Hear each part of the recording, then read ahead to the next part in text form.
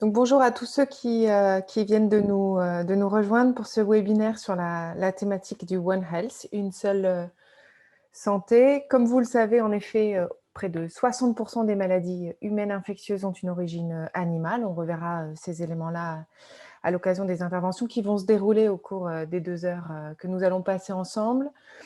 Depuis 1 an d'ailleurs, le pouls du monde bat au diapason de la Covid. Comme il l'a fait pour d'autres maladies comme Zika, Ebola, la grippe aviaire ou encore le sida. Ces maladies nous apportent plusieurs leçons et notamment une qui est de considérer les liens qui régissent l'écosystème et les liens qu'on peut avoir avec le monde animal et végétal. Et c'est vraiment le sujet de ce qui nous rassemble ce soir autour de la question du One Health. C'est comment notre activité, notre développement a un impact en fait sur les maladies que nous créons aujourd'hui et celles que nous créons demain.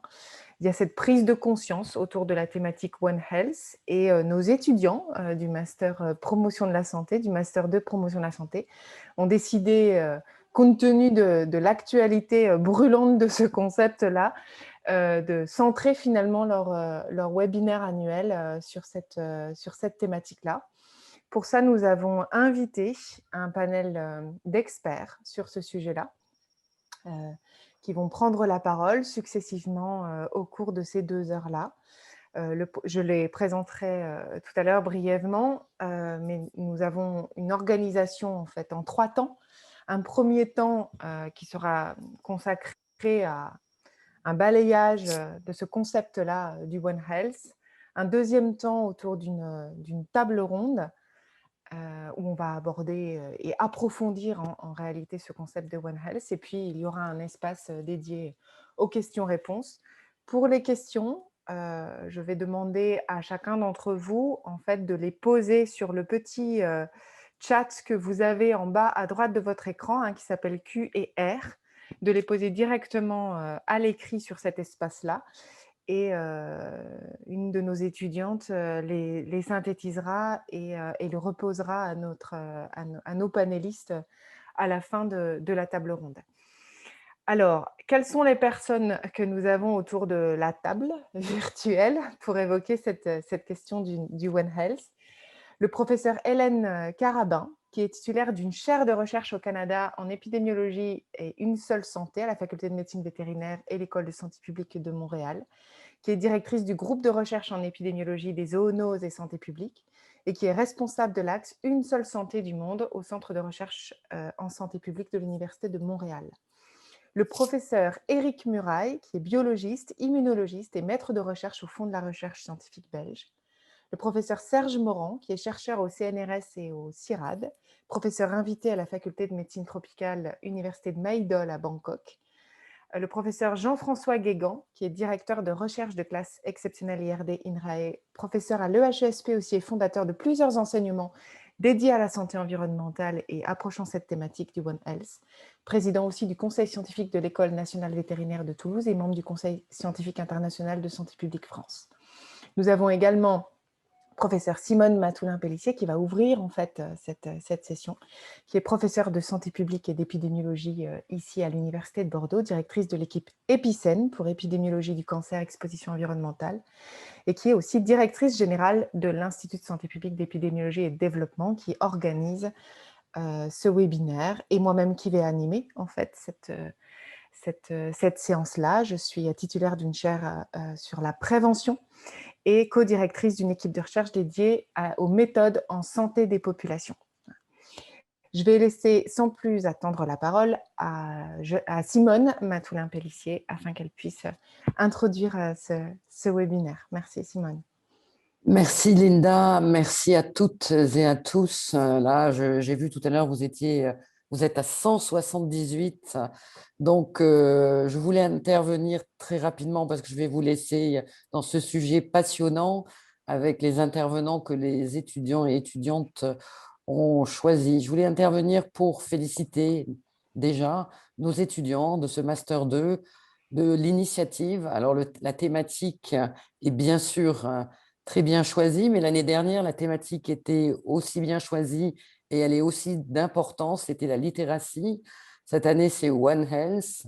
Donc, effectivement, Linda vient de très bien expliquer, mais vraiment mon intervention pour webinaire, donc, qui est en distanciel, était pour féliciter nos étudiants de cette promotion, mais aussi d'autres, pour leur initiative, leur innovation dans cette période complexe pour eux, d'arriver à étudier, d'arriver à développer des initiatives et d'avoir aussi l'ambition d'approcher la santé de façon globale et en pluridisciplinaire. Certains diraient qu'il vaudrait peut-être mieux en interdisciplinaire. Donc voilà, je lance la parole à Linda qui va introduire, je pense, le premier intervenant qui est Monsieur Muraille, je crois. Merci à tous. Merci beaucoup. Professeur Muraille, vous avez la parole. Je vous laisse du coup partager un support si vous en avez un. Et, Bonjour, vous m'entendez bien? Oui. Très bien. Je vous remercie de m'avoir invité. Je vais essayer de partager. Voilà. Vous voyez la présentation? Oui, oui, très bien. Parfait. Donc n'hésitez pas à m'interrompre si on a un problème technique. Bien. Donc, je vais vous présenter le concept One Health et ses implications en santé publique et gouvernance. Donc, mon exposé sera divisé en 4 parties. Je vais brièvement définir le concept One Health, un bref historique de son élaboration. Ensuite, je vais plus longuement m'attarder sur l'écosystémique des épidémies, c'est-à-dire l'impact qu'a l'environnement sur l'émergence et la dissémination des agents pathogènes. Et ensuite, je terminerai par les implications en santé publique et gouvernance de ce nouveau concept. Donc, qu'est-ce que le concept One Health? Donc, One Health, ça peut paraître un concept un peu, je dirais, spirituel. Je vais peut-être décevoir certaines personnes, mais ça n'a vraiment rien à voir avec la naturopathie, la thérapie primale ou la médecine bioénergétique. Donc, One Health, c'est tout d'abord un concept, celui de l'interconnexion du vivant. Donc, l'interconnexion entre la santé humaine, la santé animale et l'état des écosystèmes. Et ce, sur base des évidences scientifiques qui ont été accumulées en plus d'un demi-siècle en médecine vétérinaire, médecine humaine et en écologie. Alors, One Health, en plus d'un concept, c'est aussi une stratégie, donc préserver la santé animale et les écosystèmes pour protéger la santé humaine. Et donc, c'est un objectif, une santé pour tous. Alors, ce concept actuellement domine la communication et surtout la stratégie des organisations nationales et internationales de santé publique. Je ne vais pas en faire la liste, mais Sciences Sanofi, par exemple, l'Institut national de santé publique de Belgique, fait référence au One Health, l'ENSES, le CDC, le Centre pour le contrôle et la prévention des maladies américains, l'Organisation mondiale de la santé, l'OMS y fait référence, l'Organisation mondiale de la santé animale, l'OIE, l'Organisation des Nations unies pour l'alimentation et l'agriculture, la FAO, tous font systématiquement référence à ce concept d'une santé, à la fois pour communiquer et pour leur stratégie sur le terrain. Alors pourquoi One Health s'est-il imposé en santé publique?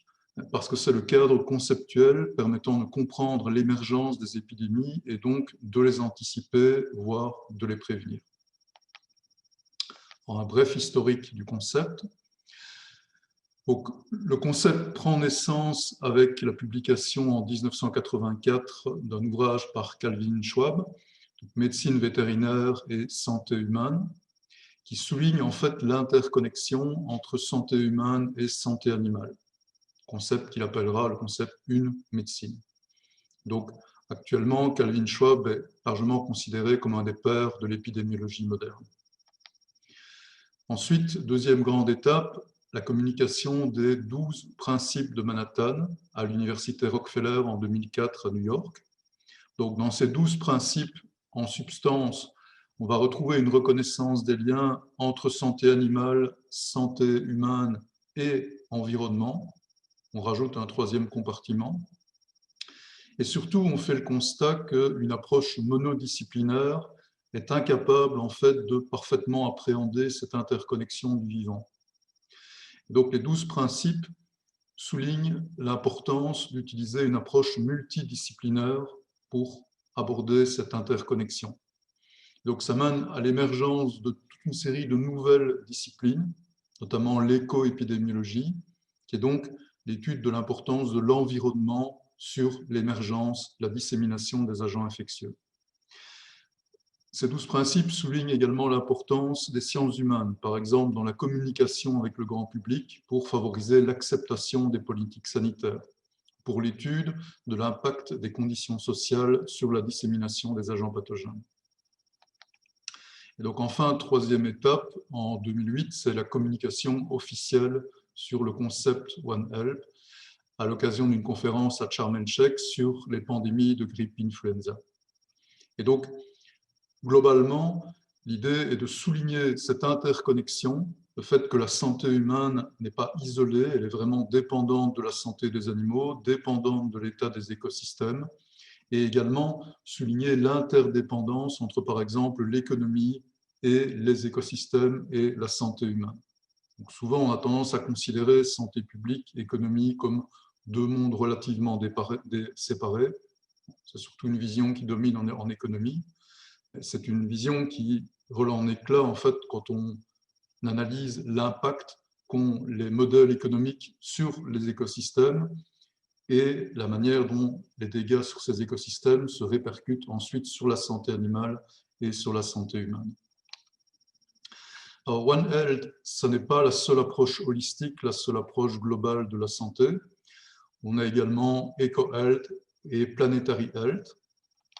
Alors, si on compare ces trois types d'approches, en fait, le corps disciplinaire, l'ensemble des concepts qu'on retrouve dans ces trois approches est très similaire, mais on a simplement une certaine dominance disciplinaire qui est liée, je dirais, aux différents groupes qui ont mené à l'élaboration de ces approches. Donc, comme je vous l'ai expliqué, One Health, on va retrouver une dominance de médecine vétérinaire, médecine humaine, donc une dominance en tant que discipline de l'infectiologie, alors que dans EcoHealth, on retrouvera plus une dimension d'écologie, donc un accent sur la biodiversité, l'importance de l'environnement. Et dans Planetary Health, on retrouvera plus une dominance sur la durabilité de l'économie, l'impact des modèles économiques sur les écosystèmes, ce qui n'est pas très présent en fait dans la dimension One Health à la base. Donc en pratique, comme je vous l'ai dit, en santé publique, actuellement, c'est principalement le concept One Health qui est utilisé comme référence. Donc si on devait le critiquer, c'est principalement au sens où One Health n'a pas encore totalement intégré la dimension environnement et la dimension économie dans son approche. Mais globalement, il n'y a absolument aucune raison qu'elle le fasse. Il y a une convergence progressive de plus en plus importante de ces trois approches. Alors, je vais passer maintenant à l'écosystémique des épidémies. Je vais essayer de vous expliquer en fait ce que sont les bases de ce concept One Health en pratique, sur quoi il a été construit. Donc, traditionnellement, quand on s'intéresse aux infections, aux épidémies, on commence par s'intéresser à la relation entre l'hôte et l'agent pathogène. Cette relation, première chose à bien concevoir, c'est qu'il s'agit d'une relation qui est extrêmement dynamique. Donc, on parle de dynamique de type reine rouge, une dynamique de type course aux armements. Donc, le pathogène et l'hôte sans cesse évoluent pour s'adapter aux stratégies, par exemple, d'échappement à la réponse immunitaire, s'adapter à de nouveaux variants, par exemple, au niveau du pathogène. Alors, si on veut comprendre ces fameux mécanismes d'échappement, d'adaptation, il faut en fait réfléchir au niveau des populations. Population d'agents pathogènes, population d'hôtes. Donc, tant les populations de pathogènes que d'hôtes sont très diversifiées. Donc, si on prend par exemple des virus ou des bactéries, ces populations vont très vite évoluer sur base de mutations, sur base de transferts horizontaux de gènes, par exemple acquisition de gènes de résistance à des antibiotiques pour des bactéries. Au niveau des populations, si on prend les populations animales ou humaines, elles sont très hétérogènes en fonction par exemple de l'âge, des pathologies comme par exemple l'obésité qui va impacter sur la capacité du système immunitaire à contrôler beaucoup d'agents pathogènes, mais également sur l'existence ou non d'une mémoire immunitaire vis-à-vis du pathogène, sur la disponibilité en traitement. Donc, par exemple, des traitements antibiotiques ou antiviraux vont diminuer la charge parasitaire ou la charge virale et donc ralentir la dissémination d'une épidémie. Et il y a évidemment aussi les vaccins. Et donc, cette relation dynamique extrêmement complexe, une autre de ses caractéristiques, c'est surtout son imprévisibilité. Donc, Gregory Bateson a utilisé la métaphore du croquet vivant, donc, qui est tiré d'Alice au Pays des Merveilles. Donc, dans ce livre, Alice, à un moment, joue au croquet et elle utilise un flamant rose vivant qui va évidemment tordre son cou dans tous les sens pendant le jeu, ce qui va rendre en fait les interactions entre le flamant rose et la balle, qui est en fait un hérisson, extrêmement imprévisible. Donc, complexité, imprévisibilité, ce sont vraiment les grandes caractéristiques déjà de cette interaction entre l'hôte et l'agent pathogène. Alors, à cette interaction, il faut encore rajouter un troisième élément qui va être décisif, l'environnement. On va voir qui va impacter de manière extrêmement importante la dynamique et la nature des épidémies. Donc, la première manière, la plus simple d'aborder cet impact de l'environnement, c'est de considérer que sur les 1407 agents pathogènes qui affectent l'humain, on en a 816, donc 58% qui sont d'origine animale, donc qui sont des zoonoses. Et donc, en pratique, ces agents pathogènes sont transmis par la faune sauvage, par les animaux domestiques, les animaux d'élevage, soit de manière directe, soit via des insectes vecteurs. Donc là, on parlera de maladies vectorielles.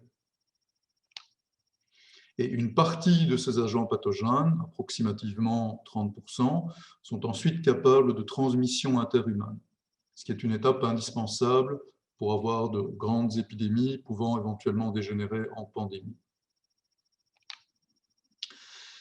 Alors, cet impact, cette capacité, je dirais, d'infecter l'humain va fortement dépendre notamment des contacts avec l'animal. Et donc, cette fréquence de contact va être très variable en fonction de l'environnement, c'est-à-dire de l'urbanisation, du niveau de biodiversité, des conditions sanitaires et du système économique. Donc, si on vit en ville, si on vit à la campagne, si on est un travailleur qui, par exemple, a accès à des élevages, la fréquence de rencontre sera évidemment très, très, très différente. Donc, je vais prendre deux exemples. J'ai vraiment essayé d'en sélectionner deux plus ou moins représentatifs, comme j'en ai qu'une trentaine de minutes, l'échinococcus kystique et la grippe aviaire. Donc, premier exemple, l'échinococcus kystique ou hydatidose. Donc, c'est une parasitose qui est due à un ver, l'Echinococcus granulosus, ici. Donc, c'est un cycle qui est assez simple avec deux hôtes. Un hôte qui est un herbivore, un ruminant, mouton, chèvre, et un hôte qui sera un carnivore, ici le chien. Et donc, la première étape, c'est l'ingestion par les herbivores des œufs du ver. Ces œufs sont très résistants en nature, ils peuvent persister un an ou deux, donc on peut vraiment parler de pollution environnementale avec ces œufs. Et donc, suite à l'infestation de l'herbivore, l'œuf va coloniser différents tissus et former des kystes. Et donc, pour que le cycle puisse se poursuivre, il faut que la viande de l'herbivore soit consommée par un carnivore, ici ce sera le chien, dans lequel le ver va pouvoir poursuivre son cycle, arriver à maturation, et là, pondre des œufs qui permettront de relancer le cycle. Donc, l'humain, lui, n'est qu'un hôte accidentel. Il va s'infecter quasi exclusivement par le contact des œufs, donc en touchant des aliments qui auront été souillés par exemple, des excréments de chien ou en caressant plus simplement un chien. Alors, les conséquences de cette infection ne se voient pas rapidement. C'est une infection qui est relativement silencieuse et lente, mais les dommages peuvent s'accumuler beaucoup avec les années. Donc, il en résulte, par exemple, suite à la formation des kystes dans les organes, une compression anatomique, donc des lésions tissulaires. Et en cas de rupture des kystes, on peut avoir des chocs anaphylactiques qui peuvent être mortels.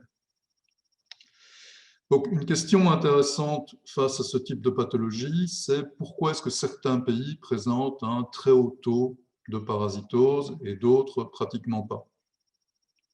Donc, ici, on va voir l'impact de l'environnement. Je vais prendre le cas du Maroc, qui dans la partie nord du pays a un très haut taux d'incidence de cette maladie.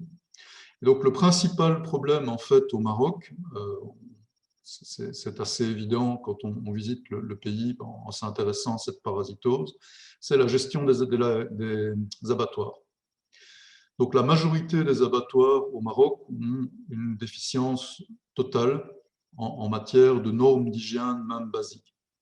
Donc en pratique, la plupart des déchets, donc tout ce qui n'est pas entre guillemets consommable chez le mouton, va être éliminé dans des simples rigoles dans la plupart des abattoirs. Et les déchets présents dans ces rigoles finiront en fait dans des containers qui vont rester plusieurs jours, parfois plus d'une semaine à l'extérieur, et qui seront assez facilement accessibles pour des chiens et des carnivores. Et je précise que dans la plupart de ces abattoirs, il n'y a même pas, entre guillemets, de clôture ou de système empêchant les canidés d'avoir accès à la zone des abattoirs en elle-même. Donc, ceci permet en fait au cycle de se réaliser et donc permet à un maximum de canidés de s'infecter au contact d'une viande qui aurait été contaminée par les moutons. Alors, deuxième gros problème, c'est un problème d'éducation. Vous avez un taux d'analphabétisme très élevé au Maroc. Donc en 2014, il y avait encore 32% d'analphabétisme qui touche principalement les personnes âgées, donc principalement des gens travaillant ou gérant ces abattoirs. Donc, au Maroc, on a une grande difficulté en fait à communiquer avec la population, à lui expliquer les règles basiques et l'importance de suivre ces règles pour éviter la réalisation du cycle de parasitose. Et en fait, dernier problème, c'est l'abondance des chiens sans maître. Donc, il y a une énorme population de chiens au Maroc, on appelle des chiens marrons ou des chiens férales, qui sont totalement libres de gambader dans la nature, dans les villes, qui évidemment vivent proches des sources de nourriture, donc des marchés où parfois on va débiter directement la viande et où on va lancer les morceaux de viande aux chiens, ou également des abattoirs ou des troupeaux. Et donc, toutes les conditions en fait ici sont réunies au Maroc pour avoir un cycle complet.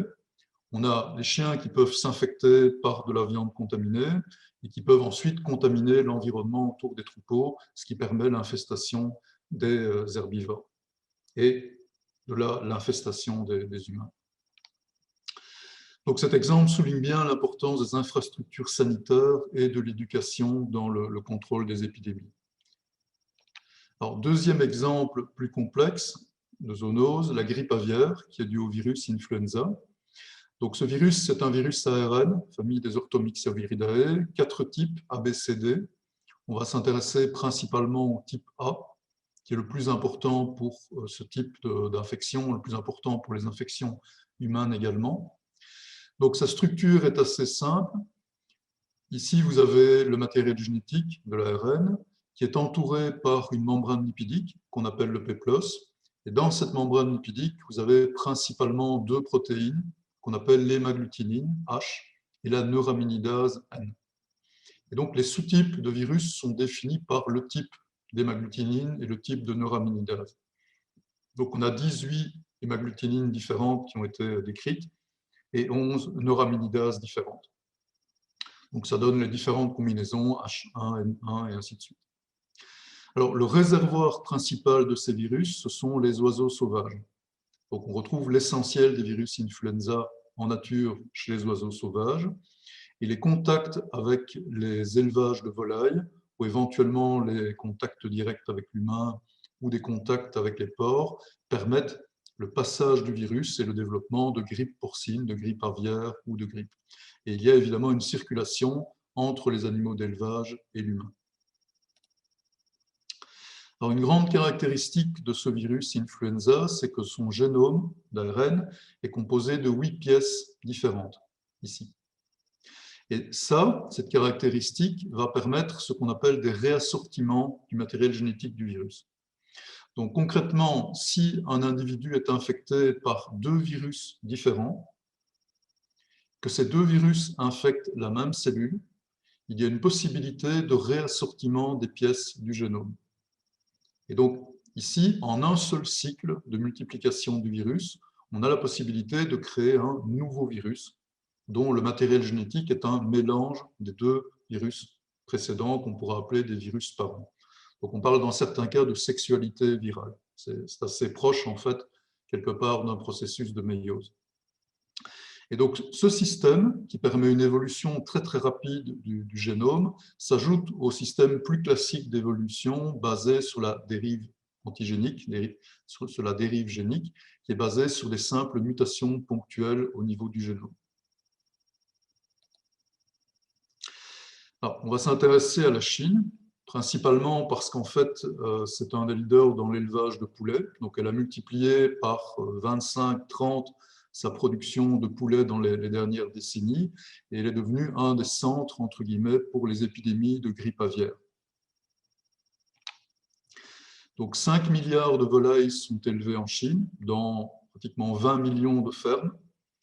Alors, il y a une grande hétérogénéité dans les types de fermes en Chine. Vous avez des très petites fermes ouvertes, des fermes de moyenne importance, comme celles que j'ai représentées par exemple ici, qui sont ouvertes sur l'extérieur, donc ce qui permet une circulation, éventuellement des contacts avec des oiseaux sauvages. Donc ça permet une circulation de virus présents dans la nature avec les animaux d'élevage. Et il y a également des grandes fermes industrielles en milieu clos, qui, elles, sont fermées sur l'extérieur. Il n'y a pas de circulation de virus avec les oiseaux sauvages. Mais généralement, dans ces industries, en raison de la surpopulation, de l'augmentation des contacts entre les animaux, du stress sur les animaux, généralement, le système immunitaire des animaux dans ces élevages intensifs est généralement un peu immunodéprimé. Donc, ce qui augmente en fait la possibilité de dissémination et d'infection de ces animaux. Donc, je dirais les deux formes d'élevage en fait ont des avantages et des inconvénients. Ici, c'est l'ouverture sur l'extérieur, moins grande densité de volailles, sans doute des volailles en un peu meilleure santé, mais ici, par contre, milieu fermé sur l'extérieur, moins de circulation avec l'extérieur des virus, mais plus de possibilités de servir d'incubateur. Alors, une autre caractéristique très importante de la Chine, c'est au niveau de la vente, entre guillemets, de la volaille. Donc, il y a un très grand nombre de marchés de volailles vivantes. C'est une des grandes caractéristiques dans les pays asiatiques. La population préfère souvent acheter la volaille vivante parce que ça lui permet de vérifier que la volaille est en bonne santé. Et évidemment, ça augmente le risque de dissémination des virus qui peuvent se multiplier et contacter plus facilement l'humain, mais qui peuvent également aussi fortement circuler entre volailles de différentes origines. Donc, il y a pratiquement 9000 marchés de volailles vivantes en Chine. Et ici, si vous regardez les connexions avec simplement 2-3 marchés, vous voyez qu'en fait, les marchés sont connectés avec toute une série de producteurs à travers la Chine. Et donc, ça permet aux volailles qu'on transporte vivantes de transporter en fait des virus et d'augmenter la possibilité en fait de réassortiment entre différents virus. Donc, on est dans un écosystème en Chine qui est extrêmement propice à l'émergence et à la dissémination de nouveaux virus, de nouveaux variants du virus de la grippe. Donc, je vais prendre un cas particulier, le nouveau virus influenza A H7N9.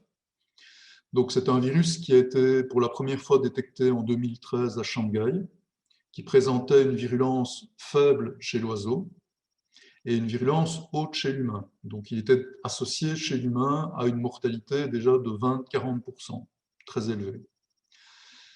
Donc, ce virus, vraisemblablement, d'après les reconstructions qui ont été faites, provient de réassortiments entre des virus présents chez les oiseaux domestiques et chez les oiseaux sauvages, à la fois le canard et les poulets.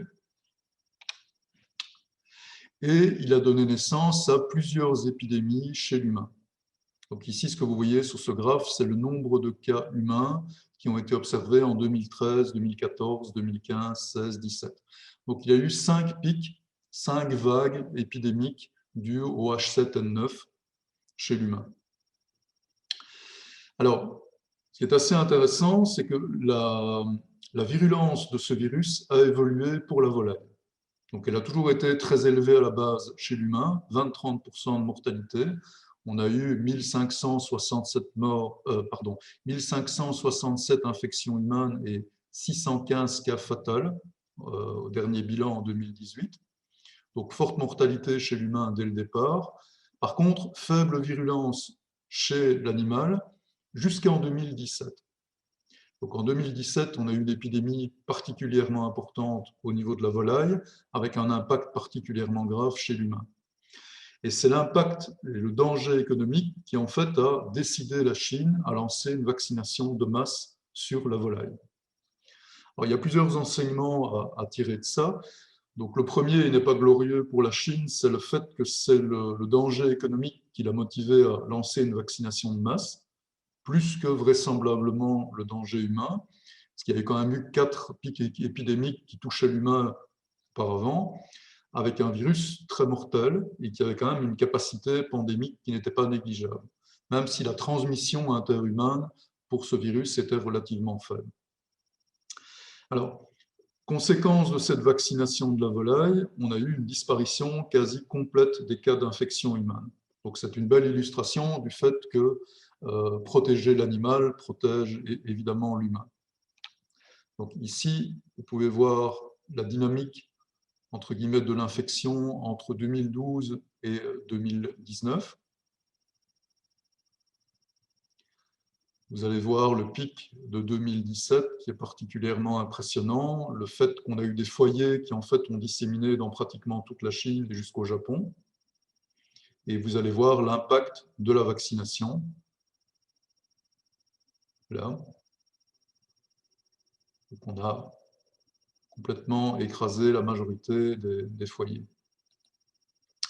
Alors, l'autre impact de la vaccination, en plus de limiter très fortement évidemment les infections humaines, ça a été de casser la diversité du virus. Donc ici, vous voyez l'arbre phylogénétique du virus, les différents variants qui étaient présents à partir de 2013, 14, 15, 16, 17. Donc on a eu une forte diversification du virus.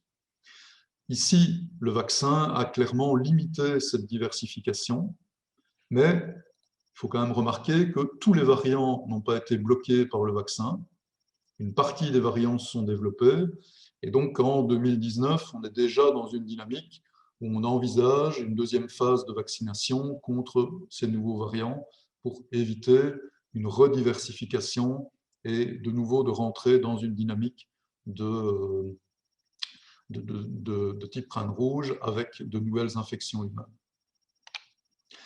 Donc, en conclusion de cet exemple, donc les élevages comme incubateurs accélérant l'évolution des agents pathogènes et pouvant favoriser le saut d'espèces, donc pouvant favoriser l'adaptation d'un agent pathogène à une nouvelle espèce, l'impact du transport et de la vente d'animaux vivants qui augmente les contacts entre animaux de différentes origines et favorise les réassortiments de virus et les infections humaines. Et en fait, aussi l'importance de la surveillance, de la biosécurité et de la vaccination dans le contrôle des épidémies et dans la prévention des pandémies. Donc ça, c'est un point très, très important à souligner. La vaccination seule ne peut suffire à contrôler les épidémies de grippe aviaire. Et c'est valable pour beaucoup d'épidémies. Pourquoi? Parce qu'il est impossible de vacciner, par exemple, les oiseaux sauvages. Donc, dans le cas des zoonoses, on peut toujours rêver, il est impossible avec la seule vaccination en général de dominer ce type d'épidémie. La vaccination n'est spécifique que d'un sous-type et généralement il est trop coûteux de la réaliser pour chaque sous-type et chaque nouveau variant. C'est tout à fait impossible pour les pays pauvres. Et surtout, la vaccination en créant une pression de sélection peut accélérer l'apparition de nouveaux variants résistants. Donc il faut toujours d'office, en tout cas au niveau du contrôle de l'animal, coupler la vaccination avec des mesures de biosécurité et pour l'animal des abattages de masse. Donc, ce qui implique de profonds changements socio-économiques dans beaucoup de cas. Alors, passons maintenant au stade dissémination interhumaine. Donc, cette dissémination, elle est évidemment dépendante de la densité de population et surtout des moyens de transport qui sont disponibles. Et donc, une des grandes caractéristiques de la deuxième moitié du XXe siècle, c'était le doublement du trafic aérien tous les 15 ans. Donc en 2018, on a atteint le chiffre assez phénoménal de 4,3 milliards de passagers et de 38 millions de vols.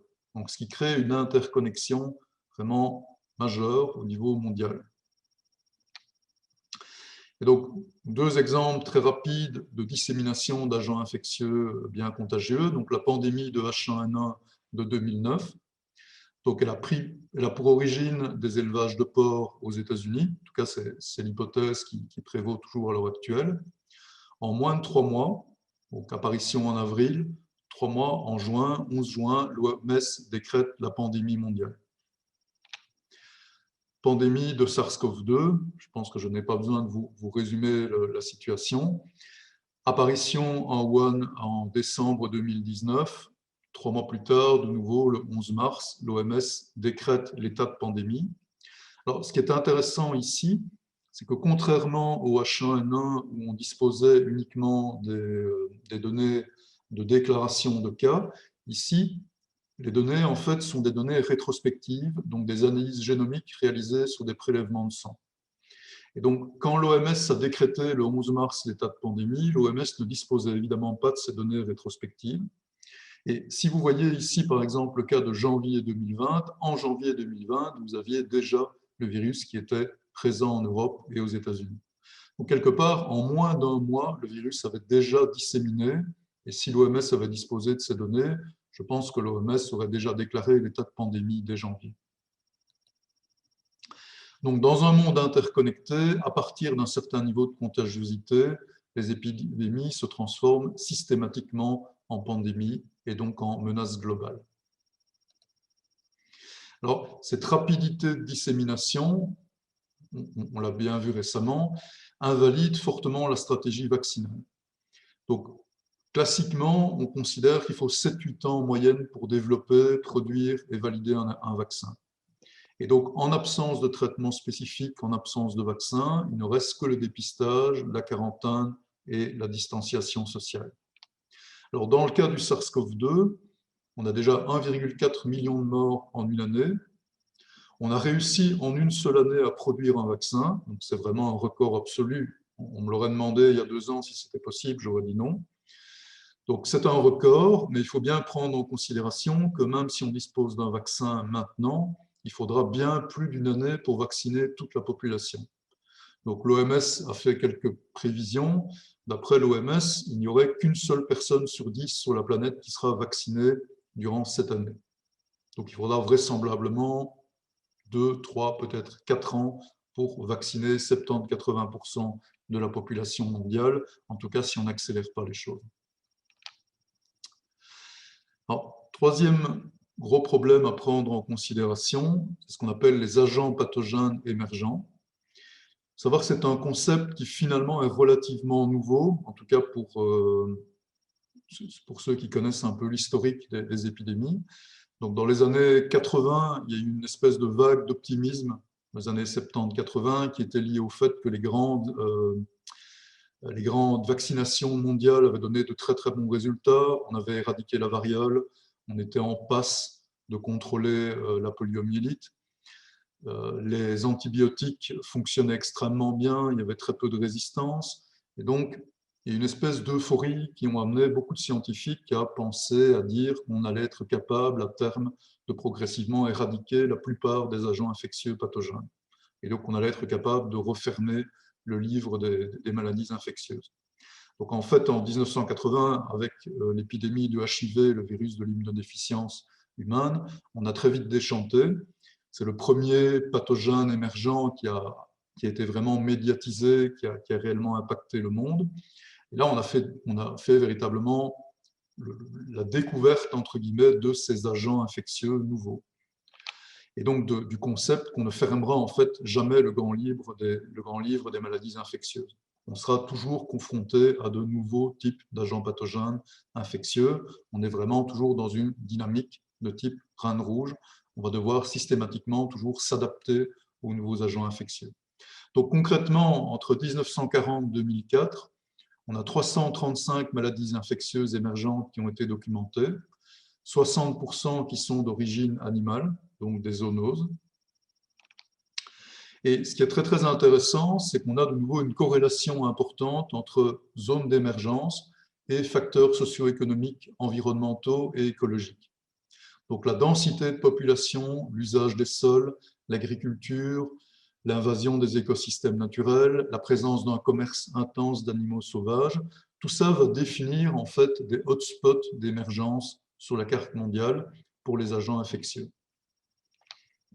Donc, je vais prendre l'exemple du HIV, qui est sans doute l'exemple le plus documenté d'impact de l'envahissement des écosystèmes sur l'émergence d'un agent pathogène.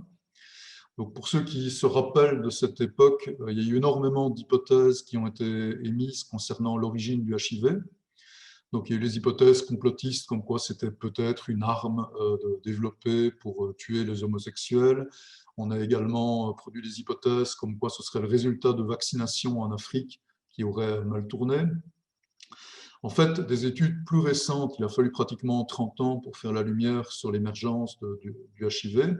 Des études plus récentes, comme par exemple cette étude de 2014 dans Science, ont démontré qu'en fait, quand on réalise la phylogénie de nouveau de ce virus, donc qu'on a retrouvé, qu'on a séquencé dans toute une série de prélèvements de sang, on retrouve en fait la présence de ce virus à partir de 1920-1930.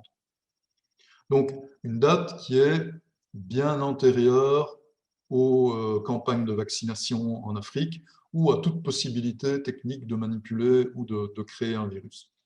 Donc, l'hypothèse qui domine à l'heure actuelle pour le HIV, c'est que son émergence serait due à une augmentation de la chasse et de la consommation de viande de chimpanzé dans la région de Kinshasa, donc en République démocratique du Congo, dans les années 20-30. Et donc, son émergence serait liée à l'envahissement des écosystèmes suite à la construction des grandes métropoles africaines.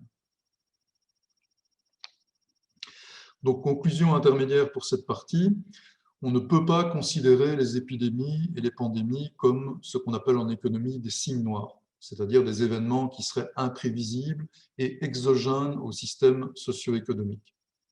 Donc, tout ce qu'on sait jusqu'à présent démontre que ces épidémies, ces pandémies sont déterminées par la structure socio-économique de nos sociétés. Donc, c'est ce qu'on retrouve dans le troisième principe de Manhattan. Les décisions concernant l'utilisation des terres et de l'eau ont de réelles implications pour la santé. Les altérations de la résilience des écosystèmes et les changements dans les schémas d'émergence et de propagation des maladies se manifestent lorsque nous ne parvenons pas à reconnaître cette relation. Donc, les pandémies sont aussi inévitables dans un monde globalisé. On l'a vu avec le H1N1, avec le SARS-CoV-2. Elles ont un important impact socio-économique. Donc, ce n'est pas seulement le socio-économique qui a un impact sur les épidémies. L'épidémie a également un fort impact socio-économique. Donc, les deux sont totalement interconnectés. Et je vous le rappelle aussi, notre capacité de réponse aux pandémies est très limitée. Donc, on va voir que un des grands challenges, en fait, c'est d'améliorer non pas notre capacité de réponse, mais surtout notre capacité de prévention à ces pandémies. Donc, je vais passer maintenant aux implications en santé publique et gouvernance du concept One Health. Donc, traditionnellement, face à un agent infectieux, en médecine, on réagit par dépistage, quarantaine, développement de traitements, de vaccins. Ce qu'invite le concept One Health à faire, au contraire, c'est d'agir dans le cadre d'une médecine dite préventive, donc d'agir sur les conditions favorisant l'émergence et la dissémination des épidémies. Donc, l'utilisation des sols, les conditions d'élevage, les conditions de transport international, le commerce d'animaux sauvages, pour ne citer que quelques exemples. Alors évidemment, cette approche préventive ne doit pas être limitée aux maladies infectieuses. Donc, si on prend quelques conditions environnementales, par exemple la pollution de l'air, elle est responsable au niveau mondial de 9 millions de décès. Le tabac, 8 millions de décès, l'alcool, 3,3 millions de décès, les aliments ultra-transformés, 2,8 millions de décès, si on considère uniquement l'obésité due aux aliments riches en sucre et en graisse. Donc, au niveau même des conditions environnementales, on remarque que quasi 40% des causes de décès humaines ont une origine humaine. Ce sont les activités économiques, notre organisation, l'organisation de nos sociétés qui détermine une grande partie de cette mortalité. Donc, on a beaucoup parlé, par exemple, de guerre contre le coronavirus. Donald Trump, l'Europe, la France ont utilisé ce terme. Il faut bien rappeler que la pollution de l'air tue beaucoup plus que le coronavirus. Et le concept One Health est également très intéressant pour cerner aussi ce type de problématique. Il n'est pas limité, entre guillemets, à la gestion des épidémies et des pandémies. Donc, conclusion finale, le cadre One Health suggère fortement que l'amélioration de la santé publique passe par une prévention des menaces et notamment par une régulation de l'usage des sols, du commerce international, de l'activité industrielle, de l'innovation technologique. Et donc, l'interconnexion entre ces différentes menaces implique une réorganisation de la gouvernance. Donc, ce qui est typique à l'heure actuelle dans la plupart des gouvernements, c'est la division en ministères, environnement, économie, agriculture, santé. Bon, cette division, vis-à-vis de ces problèmes-là, est assez obsolète. Parce qu'en fait, on a une interconnexion entre environnement, économie, santé. Et donc, il faudrait globalement, plus régulièrement, penser ces problématiques de la même manière. Et également, le problème des priorités.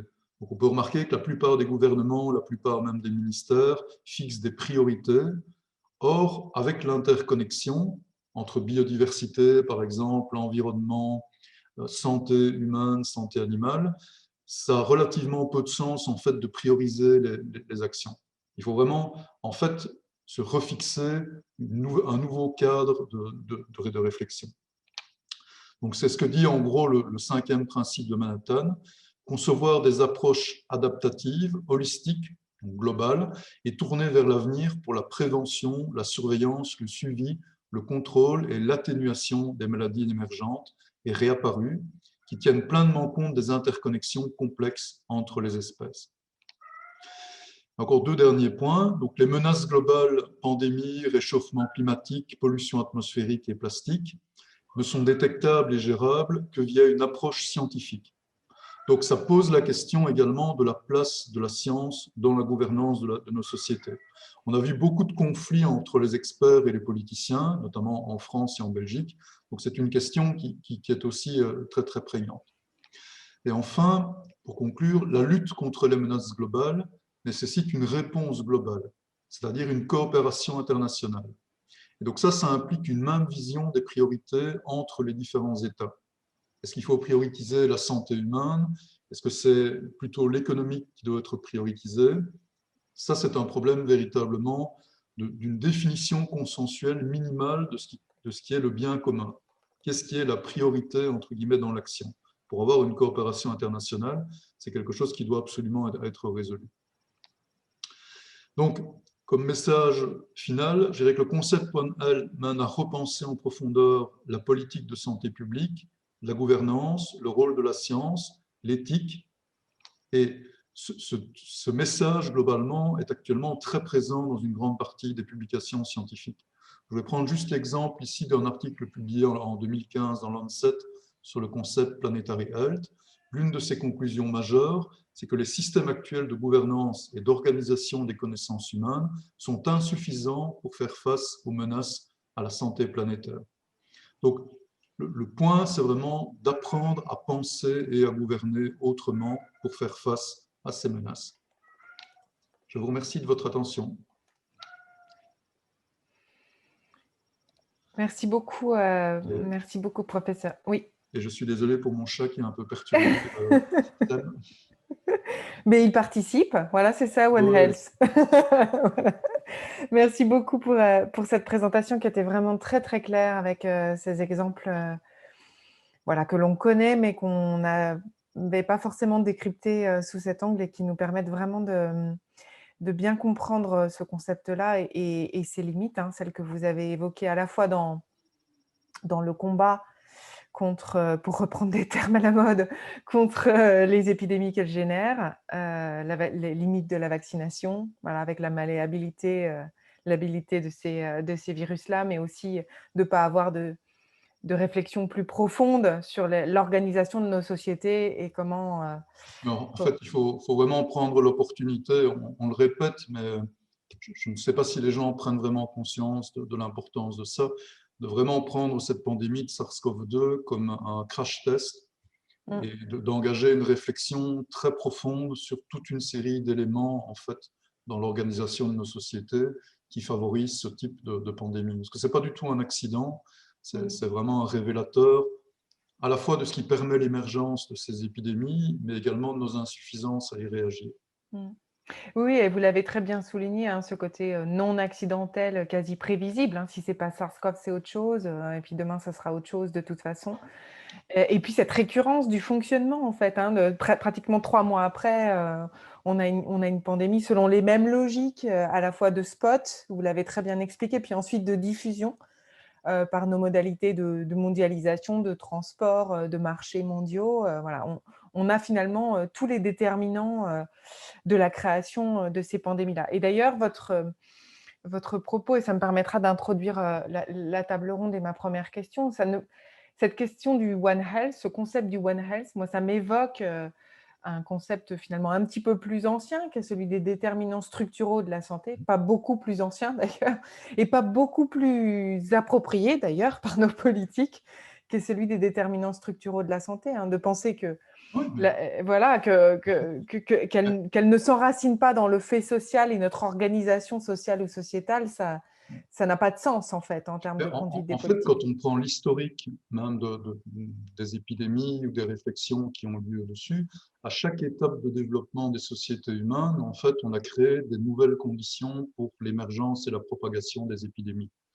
Et donc, par exemple, si on voit le début de l'ère industrielle, la création des premières grandes villes industrielles, notamment au Royaume-Uni, ça a donné lieu aux premières études sur la diffusion, par exemple, du choléra, où on a identifié l'importance, par exemple, d'avoir une séparation nette entre les eaux polluées et l'eau potable. Et donc, quelque part, je n'ai pas eu le temps de le faire ici, mais chaque fois que l'être humain a modifié son environnement, a modifié l'organisation de ses sociétés, il a créé des nouvelles conditions d'émergence, des nouvelles conditions de dissémination. Et en fait, maintenant, nous sommes quelque part dans un nouveau stade de développement depuis 20-30 ans avec la mondialisation, la globalisation. On a quitté tout à fait la possibilité pour un agent infectieux, quand il est assez contagieux, de rester en local. On est vraiment dans un monde où les infections, dès qu'elles sont contagieuses, doivent être pensées comme globalisées. Et ça, c'est très, très important à considérer parce qu'on est toujours dans une gestion nationale des épidémies à l'heure actuelle. Ce n'est pas normal, par exemple, que la Chine ait attendu le 5e pic d'épidémie du H7N9 pour agir et pour vacciner ses élevages. Je ne dis pas qu'elle devait le faire au 2e, mais attendre le 5e et attendre qu'il y ait un impact économique chez elle pour agir, alors qu'on est face à un agent pathogène qui cause 20, 40, 50% de mortalité chez l'humain, ce n'est pas acceptable. Mais je critique la Chine, mais il y a énormément d'autres pays qui ont réagi de manière tout à fait nationale aussi face à la pandémie. Moi, j'étais sidéré quand je voyais des pays aussi proches que l'Angleterre, les Pays-Bas, la Belgique, la France, adopter des réponses sanitaires totalement différentes en début de pandémie de SARS-CoV-2. Certains qui avaient une politique de laisser-aller, d'autres qui avaient une politique de contention de l'épidémie, alors que les frontières étaient ouvertes.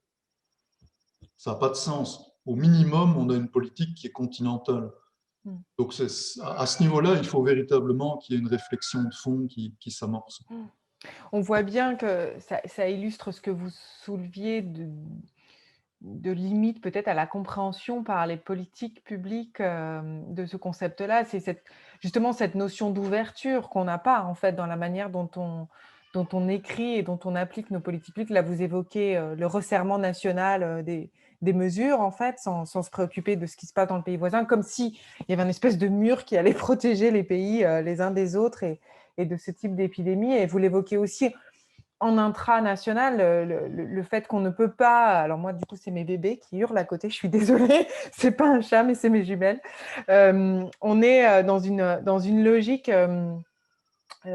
finalement presque de compétition d'intérêts entre les secteurs ministériels d'un pays qui fait qu'on n'arrive pas à avoir une politique globale. Et du coup, j'aimerais bien avoir l'avis de madame, du professeur Carabin et du professeur Morand sur ce sujet-là. Cette question de la globalité, cette question de la complexité à appréhender ces sujets, pourquoi est-ce qu'on n'arrive pas à avoir une politique plus concertée, désectorisée, désegmenter autour de cette définition du bien commun? Qu'est-ce qui fait que la place de la science reste toujours elle pénètre assez peu nos politiques publiques? Alors, il y a des variations hein, d'un pays à l'autre et des thèmes à l'autre, mais comme l'évoquait le professeur Murail là, on est sur un crash test. Là, manifestement, ça ne fonctionne pas, la manière dont on gère les choses, ni en amont, ni dans la gestion.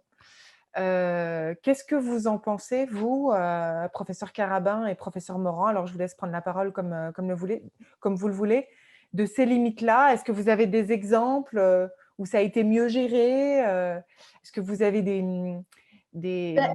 voilà. En fait, une chose que je voulais ajouter à la présentation qui était vraiment excellente, puis j'ai vraiment aimé d'avoir l'apport du chat dans cette conversation. C'est très une chose de santé. Un élément duquel on discute peut-être pas suffisamment, c'est l'apport des sciences sociales dans l'aspect environnement de la une seule santé. Donc, effectivement, bon, les déterminants sociaux de la santé, mais essayer d'en faire une bulle encore plus grande qui inclut tant les comportements des gens face aux animaux, le comportement des animaux entre eux, et comment ça peut avoir un impact sur la santé de tous. Et essayer de détruire une tendance historique, tout au moins dans le dernier siècle, d'anthropocentrisme. Et du fait que tout tourne autour de la santé humaine, comme si la santé de l'environnement et des animaux n'était pas en soi importante. Donc, de se fixer sur la santé humaine est déjà un problème. Alors, déjà, de comprendre le fait que la santé animale elle-même, sans penser aux zoonoses, a un impact sur nos vies, peut-être pourrait aider à briser ces silos-là. Deuxièmement, de parler aux gens, de discuter avec les éleveurs, de discuter avec les populations en Chine qui vont dans ces marchés d'animaux vivants, qui vivent économiquement de la vente d'animaux sauvages, de comprendre avec eux quel est le problème. Est-ce qu'ils peuvent nous apporter des solutions et qu'ensemble, on peut essayer de développer quelque chose qui pourrait être fonctionnel? Parce qu'effectivement, après le SRAS, ils ont essayé de les fermer, les marchés d'animaux vivants en Chine. Mais ça n'a pas fonctionné. Pourquoi? Parce qu'il y avait trop de pression socio-économique pour continuer à les faire fonctionner. Puis deuxièmement, il y avait une crainte que de toute façon, ça se retrouverait dans le marché noir. Donc, au lieu d'essayer d'imposer une approche verticale, peut-être qu'avec un apport des sciences sociales, on peut essayer d'être plus horizontal. Et une approche plus horizontale, à mon avis, est peut-être quelque chose qui a une meilleure possibilité d'être durable. Quand on impose, ça ne fonctionne pas. Enfin, tout au moins dans mon expérience de l'étude des zoonoses vraiment multi-espèces, c'est ce qu'on a noté, c'est quand on parle aux gens et qu'ils développent eux-mêmes des solutions aux problèmes, on a plus de chances que ce soit durable que quand on y va de façon verticale. Alors, je vais arrêter là, je vais laisser Dr Morand ajouter. Oui, je suis vraiment d'accord sur ce que vous venez de dire. Enfin, je voulais dire justement pour ça, c'est que je suis parti en Asie. Moi, je suis quelqu'un de terrain, je ne suis pas du tout… vraiment, je suis parti en Asie, ça fait 12 ans que j'étais là-bas. Pourquoi? Parce qu'il y avait une biodiversité en crise, je suis quelqu'un de la biodiversité, et une diversité culturelle en crise, et une diversité bioculturelle en crise, c'est-à-dire qu'il y a toutes les races domestiquées sont aussi en voie d'extinction, et des endroits où en fait à la fois on a des maladies tropicales négligées qu'on ne parle pas beaucoup mais qui sont toujours prenantes, une augmentation des épidémies nouvelles et aussi des épidémies de maladies non communicables. Donc, et c'est vrai que j'ai passé pas mal de temps de terrain, je continue à faire beaucoup de terrain et justement, au tout départ, avec une vision où je m'intéressais qu'à la biodiversité. Vraiment, les gens, les humains, je m'en moquais, quoi. Enfin, je ne m'intéressais pas. Et puis, jusqu'au moment donné où, en fait, pour comprendre finalement la transmission de pathogènes, comme nous a expliqué Éric Muraille avant, donc vraiment comment ça se passe entre des animaux différents, entre même pourquoi pas des humains, mais c'était pas le but essentiel. Il a fallu que je comprenne les paysages, la dynamique des paysages que je voyais. J'étais au Laos, je vais en Thaïlande à 150 km de différence, même latitude, et les paysages sont différents. C'est-à-dire l'utilisation des terres différentes. Et je me suis dit, si je veux comprendre finalement l'utilisation des habitats par les réservoirs, c'était les rongeurs pour moi, mes animaux préférés, et bien, il fallait que je m'intéresse quand même à ces habitats qui sont construits, qui sont habités, qui sont vécus par les humains. Et donc, je me suis intéressé aux humains, à leurs maladies, et je trouve que maintenant, les humains, c'est finalement des animaux relativement intéressants, sympathiques, et en fait, ils me plaisent bien. Bon, pas autant que mes rats, mais je les aime bien. Mais pour dire qu'en fait, oui, ça pose des questions. Ça pose des questions aussi, c'est par exemple, on a parlé du SARS-CoV-2. La Thaïlande, c'est la même superficie que la France, c'est le même nombre d'habitants.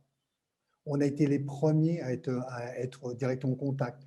En décembre, en janvier, on avait 3 millions de touristes chinois sur la place, quoi. Maintenant, un an après, on a combien? 20 000 cas, au total 80 morts. En France, c'est 80 000 morts. Expliquez-moi la différence. Pourquoi en fait, alors qu'en fait, il y a vraiment le système de santé, parce qu'il y a un système de santé aussi que j'ai découvert là-bas, qui est communautaire. C'est-à-dire qu'il y a 1,5 million de volontaires de la santé qui font le lien entre leur village, leur communauté ou leur truc, les hôpitaux, les administrations de la santé. Il y a le même nombre, à peu près un petit peu moins, pour les livestock. C'est-à-dire qu'il y a une vision, parce qu'il y avait ces traditions-là de développement, de vision intégrée, d'avoir une santé communautaire. Et nous, enfin, c'est pour ça que je suis très critique par rapport au One Health, très proche de ce que dit. Je trouve que le One Health a toujours une vision. D'ailleurs, on a écrit un article avec un collègue qui est anthropologue, toujours une vision assez néocoloniale, il faut le dire, quoi, de sa vision de venir en aide aux autres et puis d'avoir une vision très top-down, quoi. On va faire du développement et une vision qui doit être aussi, qui est très, alors, il faut qu'elle soit plus qu'humaine.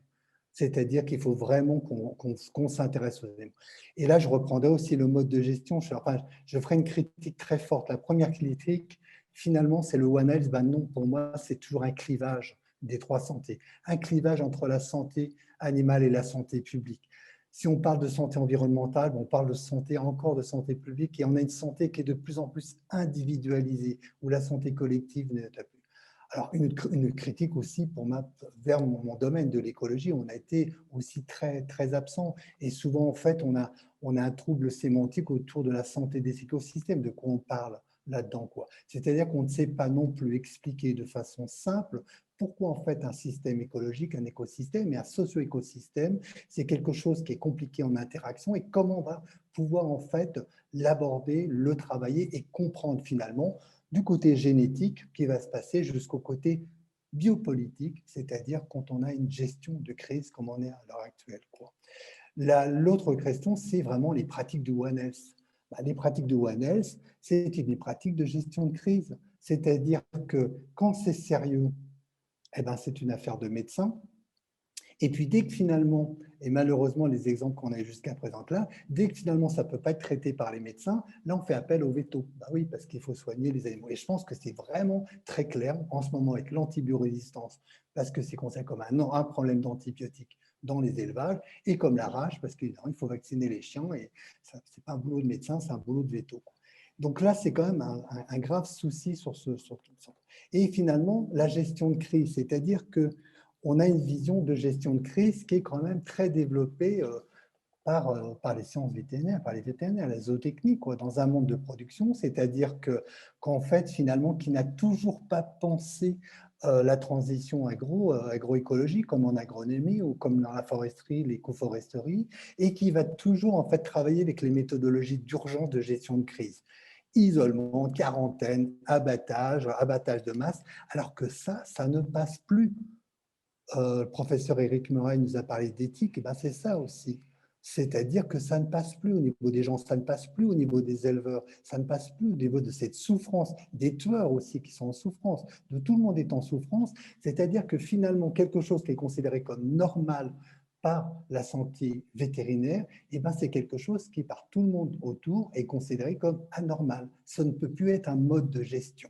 Donc, ça veut dire qu'il va falloir vraiment changer, vraiment d'avoir une approche One Health qui doit sortir de ces fractures, parce que ça ne va être plus des fractures, ça va être des crevasses, ça va être des gouffres qui vont se mettre, avec une approche qui est beaucoup trop technocratique et qui finalement discrédite totalement le politique. Parce que finalement, ça donne quoi? Ça donne une approche par l'ingénierie, par les experts, qui évolue dans un monde uniquement de gestion du risque, dans une société du risque du global, c'est-à-dire, comme nous disait Ulrich Beck, c'est qu'on est là-dedans, qui va prendre des décisions et qui met en fait les politiques en porte-à-faux, qui sont discrédités, les politiques, ce qui finalement mine complètement la démocratie. Donc, ça veut dire que là, on ne peut pas continuer comme ça. Il faut refaire un One Health, effectivement, et je suis d'accord qu'il doit être aussi intersectoriel, mais qui doit repartir sur le fondamental, c'est-à-dire que sur l'adhésion de tous, sur la reconstruction de valeurs communes, partagées, ou en tout cas comprises les uns les autres, où en fait, c'est par la démocratie, par l'implication de tout le monde, qu'on va pouvoir finalement construire une socio-écologie du bien vivre ensemble qu'on pourrait appeler un One Health. Merci beaucoup. Vous vouliez rajouter quelque chose, Madame Carabin? Oui, je voulais juste rebondir rapidement. Oui, je vous en prie. Puis c'est une discussion que j'ai eue très récemment d'ailleurs, en continuant à réfléchir là-dessus. Puis j'aimerais savoir l'opinion des autres panélistes, mais je crois que une des difficultés qu'on a en ce moment, c'est peut-être ce système éducatif qui, en partant, est en silo et des spécialisations à outrance. Alors même au sein de la médecine, tant vétérinaire qu'humaine, l'être vivant est découpé en petits morceaux, puis on s'occupe du petit morceau, mais on ne voit plus l'ensemble. Et tout notre système éducatif est basé là-dessus, comme s'il n'y avait pas de lien entre, par exemple, les différentes espèces animales. Puis si on remonte à l'époque de Fragonard, le frère du peintre, celui-là avait pour but d'enseigner aux chirurgiens et aux médecins en même temps l'anatomie animale et humaine. Et la physiologie, la même chose, parce que ce n'est pas si différent que ça. En fait, on est tous des animaux mammifères, et puis enfin, il y en a d'autres aussi. Mais que vraiment, pour avancer dans le sens de ce que disait le docteur Morand, peut-être qu'il faut encourager les jeunes dès l'enfance à penser multisystémique et ne pas à penser en silo. Et puis, donc, en fait, c'était ça mon commentaire. Puis l'autre aspect aussi, c'est de ne pas oublier les maladies endémiques. Donc, une fois que ces urgences sont terminées, bien, souvent, c'est les pays les plus pauvres puis les populations les plus vulnérables qui se retrouvent à gérer des endémies d'infections zoonotiques qui souvent ont des conséquences, ce qu'on appellerait de maladies non transmissibles. Donc, je prendrais l'exemple de la cysticercose sur laquelle j'ai travaillé énormément, qui est le cause de l'épilepsie. L'épilepsie, en général, ce n'est pas considéré comme une maladie transmissible, mais elle a une origine zoonotique. Et la seule façon de la gérer, c'est que vraiment, les neurologues, les experts en santé publique, les vétérinaires et même les gens dans l'environnement, parce qu'une maladie parasitaire qui doit passer par le sol, doivent travailler ensemble avec les communautés pour trouver des solutions durables. Donc, voilà, c'était ce que je voulais dire.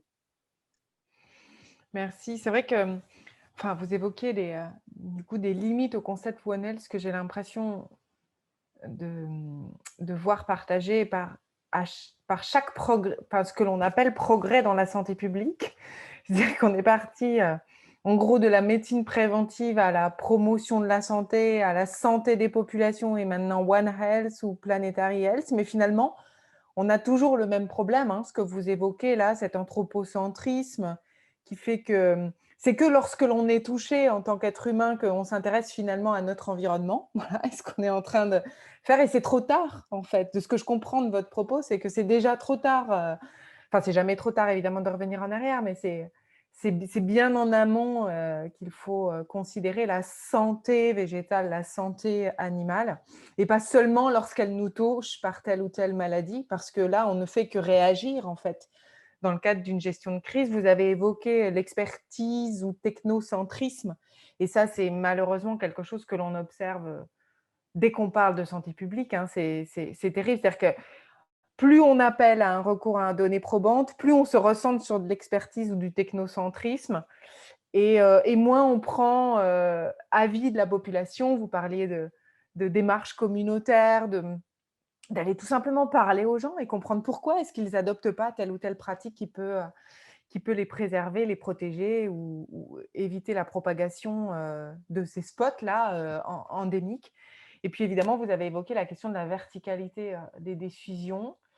Alors, c'est vrai qu'en France, c'est particulièrement fort, mais j'ai l'impression que c'est partagé dans beaucoup, beaucoup, beaucoup de pays aussi, cette verticalité des décisions, et qui fait qu'on n'arrive pas finalement à enrayer cette manière, ce fonctionnement, cette manière de faire. Est-ce que vous avez dans votre, toujours pour le professeur Carabin et le professeur Morand, est-ce que vous avez dans vos expériences déjà vu ou au moins des initiatives pour essayer d'inverser la machine? Est-ce que vous avez dans vos travaux vu des démarches justement un petit peu plus, j'allais utiliser le terme de vertueux, même si je n'aime pas ce terme-là, mais des démarches qui vont plus vers de l'horizontalité, des démarches qui vont plus en amont sur le traitement des problèmes, ou qui, au contraire, en aval, comme vous le dites, voilà, comment on traite après les épisodes endémiques. Est-ce que vous avez des exemples parce que c'est un peu noir comme tableau là, des exemples où ça se passe un peu mieux et qui peuvent faire l'objet de bonnes pratiques ou de pratiques prometteuses à plaidoyer, par exemple? Oui, moi je trouve qu'en Asie justement, et en Asie du Sud-Est, alors je parle surtout sur la Thaïlande, parce que je travaille surtout un peu Thaïlande, Cambodge, Laos, Vietnam, un peu Philippines, qui sont très très différents comme pays, quoi. Mais la Thaïlande peut-être parce que finalement c'est un pays qui n'a jamais été colonisé, quoi, donc qui finalement a pris un peu de tout le monde et a su construire par elle-même son propre système de santé publique et de santé animale avec différentes choses, quoi. Et donc, c'est vrai, la façon de gérer les épidémies, donc la façon dont je crois qu'on aurait beaucoup à apprendre. J'ai été à un moment donné au groupe technique biodiversité et santé du ministère de la transition écologique en France, quoi. Et j'avais l'habitude de dire que moi, je suis en Thaïlande, je ne suis pas là pour faire du développement, quoi. Je pense que plutôt maintenant, le développement, il est à faire dans mon pays, quoi. Et par contre, j'ai appris beaucoup de choses. J'ai appris beaucoup de choses, finalement, comment des problèmes locaux sont finalement résolus localement. Donc, finalement, faisons confiance aux acteurs locaux qui sont les administrations locales, c'est très décentralisé, quoi. Donc, alors même s'il y a un État, quoi, mais aux acteurs locaux et aux communautés, quoi. Donc, il y a vraiment un travail fort qui est fait dessus. Et moi, j'apprends plus avec eux, quoi. On a lancé des choses, c'est eux-mêmes. Alors, moi, j'intéressais au départ par des aspects qui m'intéressaient fortement en termes de recherche pure, hein. Et puis, finalement, donc on s'est pris de jeu et puis ils m'ont adopté. J'étais un peu un chasseur de rongeurs, donc c'est un peu quelqu'un d'un peu particulier derrière, quoi. Mais par contre, là, on a lancé un nouveau projet suite à l'antibiorésistance. Donc, on a eu 1000 personnes à participer, tous les animaux. C'est eux-mêmes qui, en fait, plusieurs chefs de village et les fermiers ont dit bon, on utilise beaucoup trop de pesticides. Donc, est-ce que vous pouvez regarder finalement qu'est-ce que ça fait pour notre santé? Donc, le livestock, le département santé de la livestock a demandé la même chose. Ils utilisent beaucoup de ce que ça peut faire. Donc, on a pu finalement mettre des choses et des gens ont participé. On a fait une cartographie participative des différents usages. ce qui était un peu alarmant, quoi.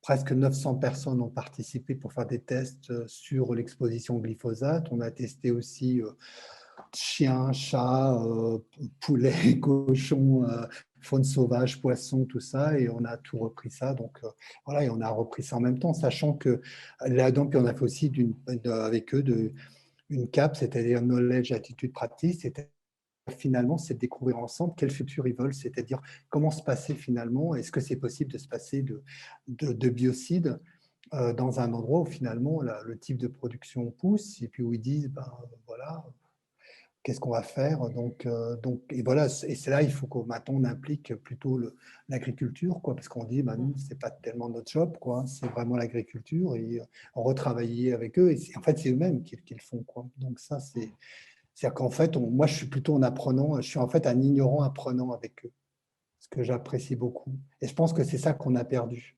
C'est-à-dire que nous, on est finalement, en tant que professeur, souvent, on est des ignorants, mais qui se complaisent dans notre ignorance, qui est assez non des vérités.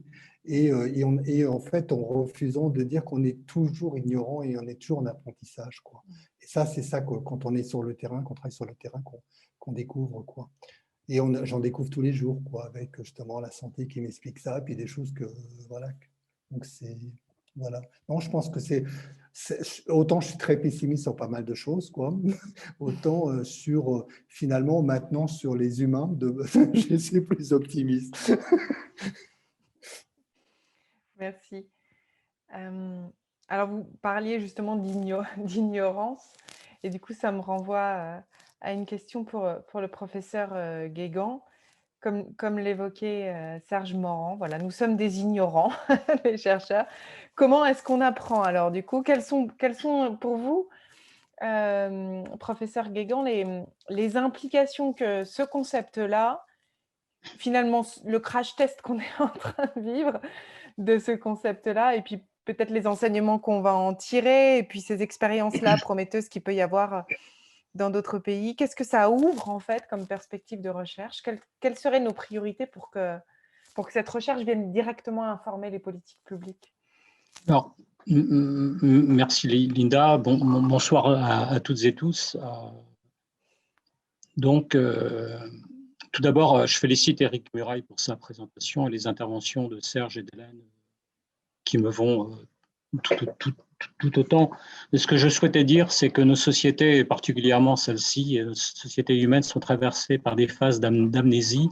Et depuis les années 80, nous sommes entrés dans une phase d'amnésie qui est due d'ailleurs au développement de technologies, et particulièrement en médecine et en sciences, et qui est la biologie moléculaire, qui fait que il ne suffit pas d'appuyer sur le bouton de la machine pour obtenir des résultats. Derrière la machine, il y a des hypothèses sous-jacentes à son utilisation qu'on ne vérifie plus. Et un très bel exemple concerne celui tout au cours de l'année dernière, c'est-à-dire d'utiliser des tests et de remarquer que plus on augmentait le nombre de tests, on augmentait le nombre de cas positifs à la Covid-19 en France, en Belgique, en Allemagne et partout ailleurs. C'est tellement normal.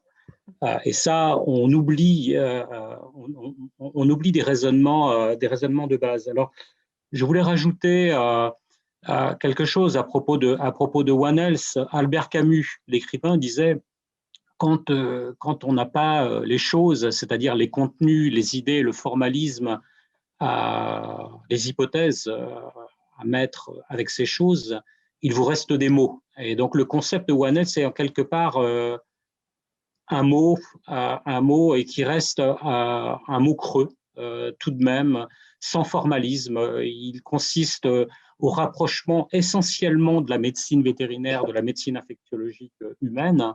Et moi-même, dans les années 2010 et 2011 en France, j'ai eu extraordinairement du mal à introduire le compartiment environnemental. Je représentais le ministère, l'équivalent de la transition écologique, et j'ai été appuyé par le ministère de la Santé pour participer aux discussions, parce que les vétérinaires ne voulaient pas à l'époque voir le troisième pied du trépied One Health apparaître, c'est-à-dire l'importance de l'environnement.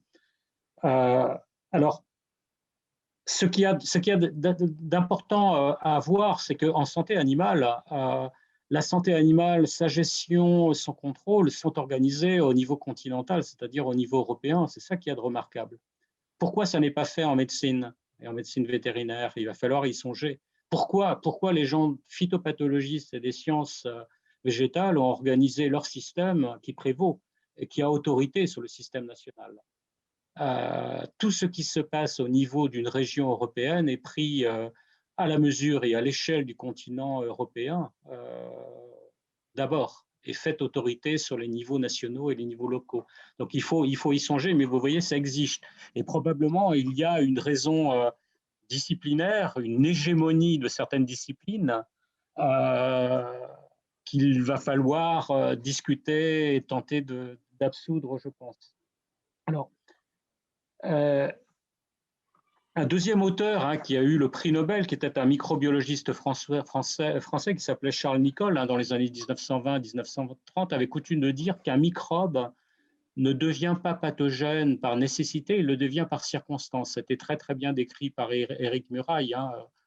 Donc ça veut dire qu'un virus ou une bactérie ne fait pas la maladie, et vous le savez très très bien dans le domaine de la santé publique.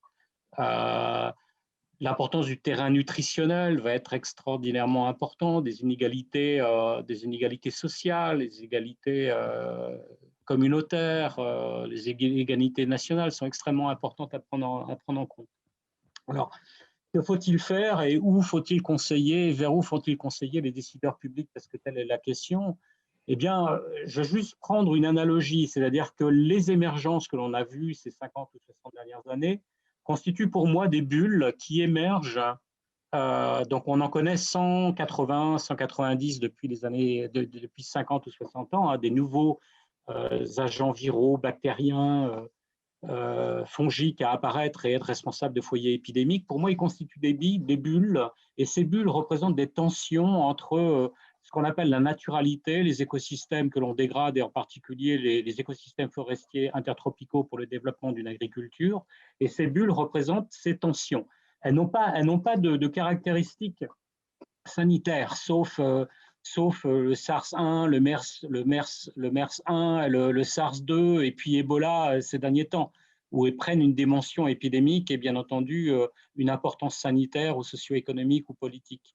Mais à l'origine, c'est beaucoup plus l'apparition de ces bulles qui représentent ces émergences, sont beaucoup plus et naissent de la tension qui existe entre ce qu'on appelle la naturalité, qui sont les réservoirs de microbes, les pratiques humaines, et notamment le développement d'une agriculture internationale dans les zones intertropicales, avec le phénomène de déforestation, les comportements humains, les attitudes, le développement économique, le développement de l'élevage, tout ça concorde à voir émerger ces bulles. Donc, comment faut-il s'y prendre?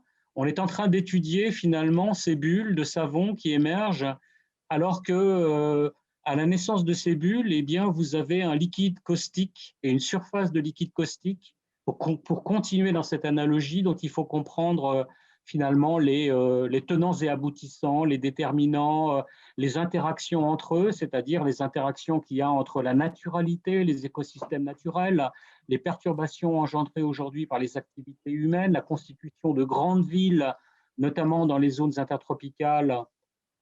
Vous avez aujourd'hui 20 ou plus de 20 villes avec 12 millions d'habitants, notamment là où vit Serge actuellement, dans le sud-est asiatique.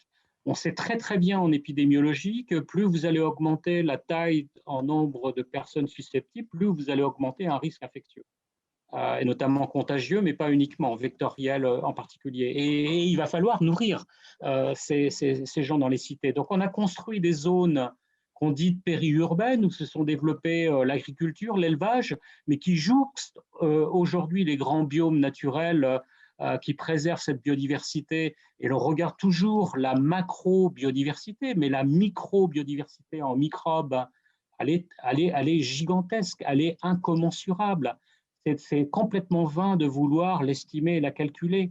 On passerait notre temps à le faire, et au détriment d'autres actions nécessaires. Donc, il faut changer notre fusil d'épaule, même jusqu'au système de recherche. Vous voyez, un virologue, nécessairement, a besoin qu'un foyer épidémique soit engendré, qu'une épidémie soit provoquée, voire une pandémie à se répandre. pour pouvoir étudier le virus. On a beaucoup d'activités de recherche qui sont assises en aval.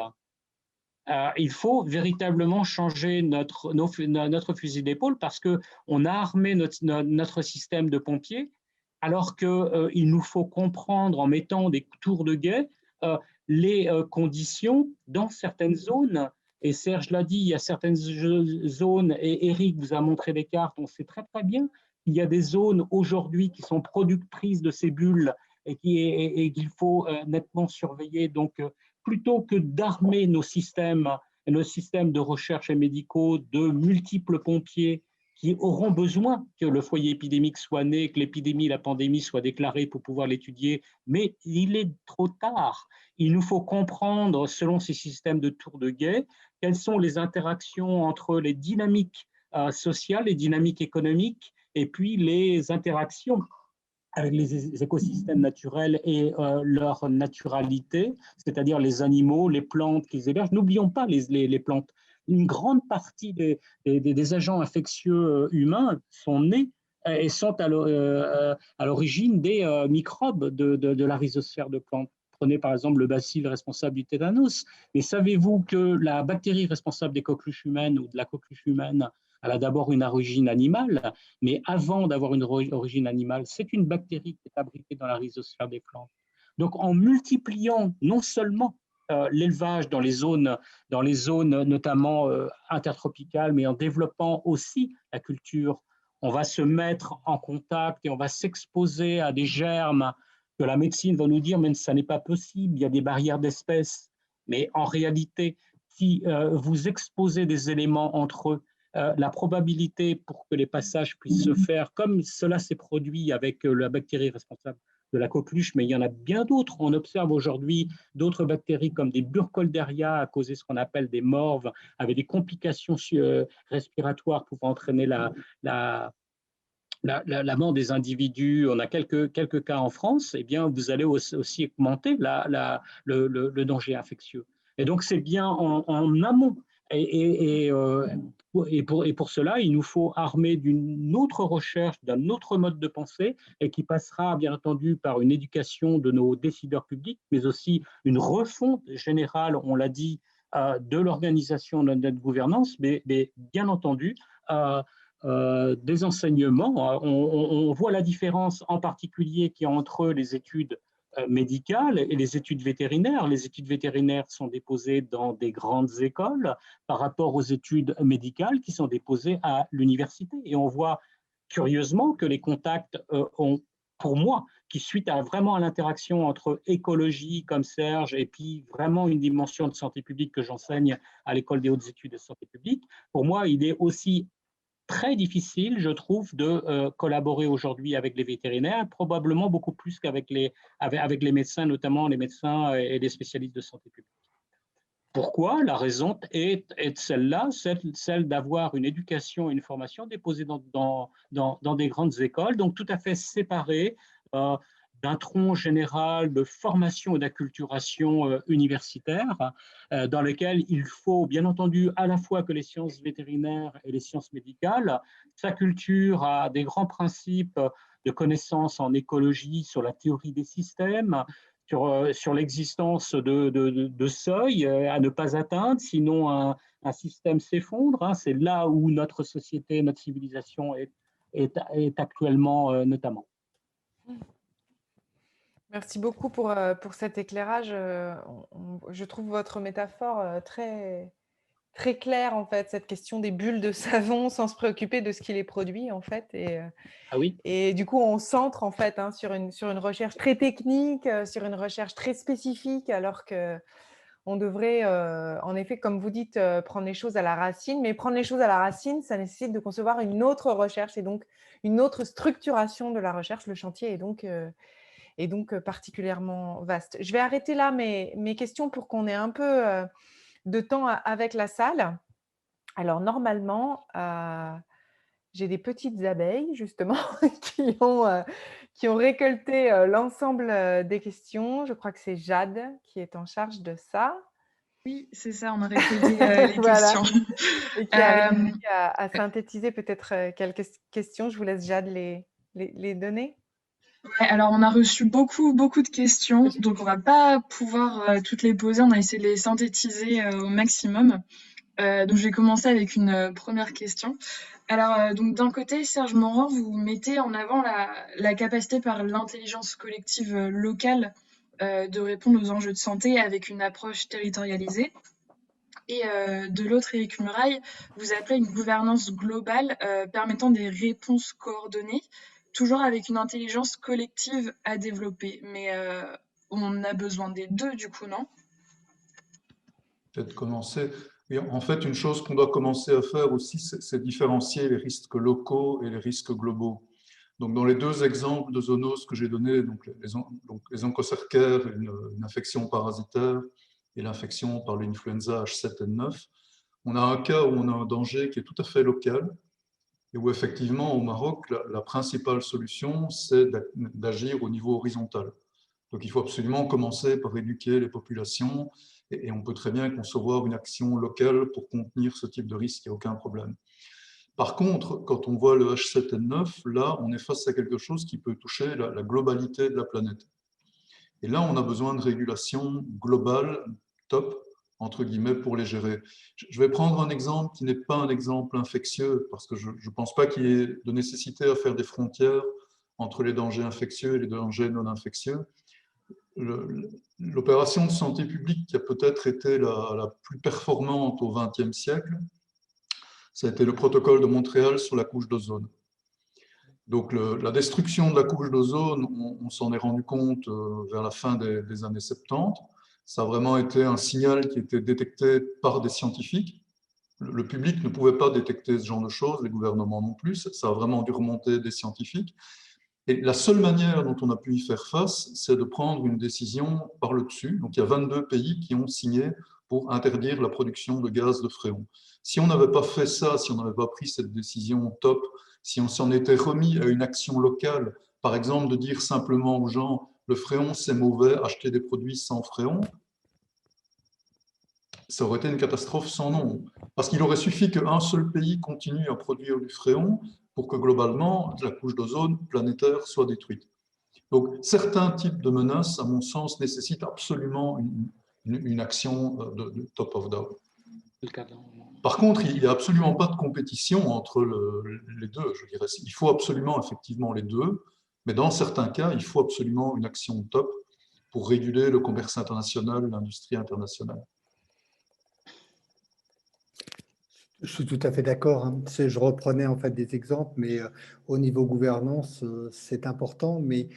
Et je pense que si on reste dans le côté One Health, il y a quelque chose qui se passe qui est vraiment intéressant, c'est que on quitte la tripartite pour l'instant, qu'on appelait, qui a été définie par Éric Muraille juste au tout début, qui était l'OIE, l'Organisation mondiale de la santé animale, l'OMS et la FAO, pour rentrer avec la quadripartite, c'est-à-dire avec le programme des Nations Unies pour l'environnement, qui rentre dedans, qui est porteur de toutes les conventions internationales, biodiversité, CITES, puis en plus d'autres qui suivent comme le Ramsar et tout ça, Donc je pense que c'est et le changement climatique.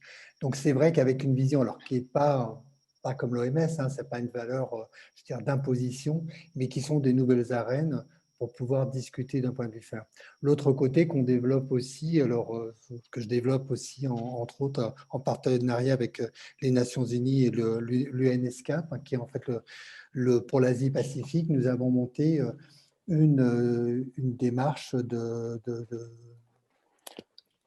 training haut niveau, c'est-à-dire pour tous les secteurs ministères et tout, sur les approches. Alors, puisque ça dépend plutôt de l'UN, c'est plutôt sur les approches, évidemment, environnement, c'est environnement, santé planétaire. Par ces approches-là, évidemment, il y a un peu du santé, c'est-à-dire pour promouvoir aussi la discussion, créer cette intersectorialité, c'est-à-dire faire sortir des silos un peu plus, faire comprendre que finalement, quand on regarde même sur le terrain, le terrain, le One Health, comme je vous dis, ça passe avec le ministère de l'Agriculture, le ministère de la Santé, le ministère de la Santé animale, mettre la sécurité, les gens ne comprennent pas, la foresterie, les parcs nationaux, ils ne comprennent pas pourquoi s'ils sont concernés par ce genre de choses, Donc ça, c'est vraiment quelque chose qui est encore important à faire. C'est-à-dire qu'il va falloir construire pratiquement à tous les niveaux, c'est-à-dire la gouvernance internationale, mais aussi les gouvernances nationales, quoi.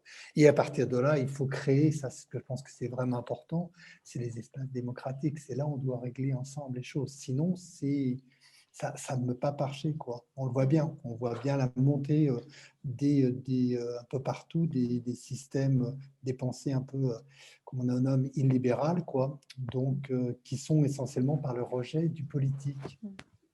Qui en fait se réfugient des fois par les experts, que les experts les disent. Donc on doit aussi en fait prendre en compte notre propre rôle et des fois notre rôle destructeur sur la politique et sur les politiques.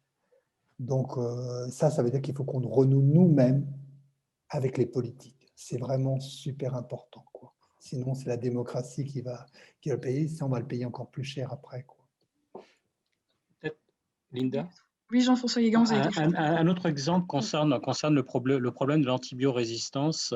Pour avoir été au Conseil de la santé publique lorsque ces décisions ont été prises, la France a décidé en matière de santé publique humaine d'être vertueuse, c'est-à-dire de diminuer la pression médicamenteuse pour lever le problème d'antibiorésistance. Mais il y a eu beaucoup d'utilisation d'antibiotiques chez l'animal, donc les choses vont très nettement mieux aujourd'hui, notamment au niveau français.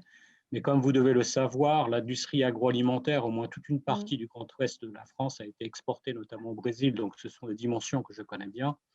Et le Brésil utilise des molécules antibiotiques interdites de la communauté européenne, mais surtout aujourd'hui exporte, comme nous le faisions il y a 20 ans ou 30 ans dans le Grand Ouest français, et notamment vers l'Afrique. Donc vous trouvez du poulet ou de la dinde à 1 kg surgelé sur le marché de Cotonou au Bénin, alors que le petit producteur qui va vous produire un poulet bicyclette à 4 ou 5 euros ne pourra pas le vendre parce qu'il sera trop cher. Donc les gens se jettent sur le poulet d'origine brésilienne surgelé à équivalent d'1 euro ou même moins, mais qui va être truffé de bactéries résistantes et en tout cas de gènes de résistance aux différents antibiotiques qui seront utilisés. Donc on voit bien comment les différents niveaux du local, du national et du global doivent être gérés l'un l'autre par une gouvernance qu'il faut reconstruire, parce qu'on ne peut pas, on peut être vertueux comme la politique française l'a choisi, et puis voir ces gènes de résistance être dispersés par d'autres nations qui ne l'ont pas et qui souhaitent un développement économique et en profiter. Alors, je vais passer je rajouterais juste sur ça pour compléter. Ce qui est vraiment important, c'est le problème des traités internationaux sur le commerce, de l'Organisation mondiale du commerce, quoi. Il y a un grand traité qui vient d'être signé sur l'Asie-Pacifique, qui est énorme, donc surtout si l'Inde le rejoint, où là-dedans, il y a 2 clauses qui sont en fait ne participent pas, qui ont été retirées du traité, les clauses environnementales et les clauses sur les droits humains. C'est la première chose qui est... Donc, ça veut dire que c'est quand même le nerf de la guerre, là. C'est-à-dire que c'est là, et on a vu aussi les exemples sur les autres traités qui sont signés, alors en toute, évidemment, sans consultation, sans rien du tout, sans avoir les textes au départ. On a juste les textes quand ils ont été signés par les gouvernements, quoi. Donc ça aussi, c'est un enjeu où finalement on peut faire ce qu'on veut, raconter ce qu'on veut. Alors, on va passer une seconde question. Donc cette fois-ci, ça va porter sur les pays en voie de développement. Donc, comme ça a pu être évoqué précédemment, donc les pays à revenus faibles et intermédiaires, donc surtout en Afrique, n'ont pas encore la culture du One Health. Par contre, ils sont les pays les plus exposés aux conséquences des maladies infectieuses, des zoonoses, du changement climatique. Donc, comment faire pour que tous les pays aient la même vision du One Health et l'intègrent dans leur politique publique? Déjà, de la santé publique. Hélène? Oui, mais en fait, je pense que c'est plutôt le contraire.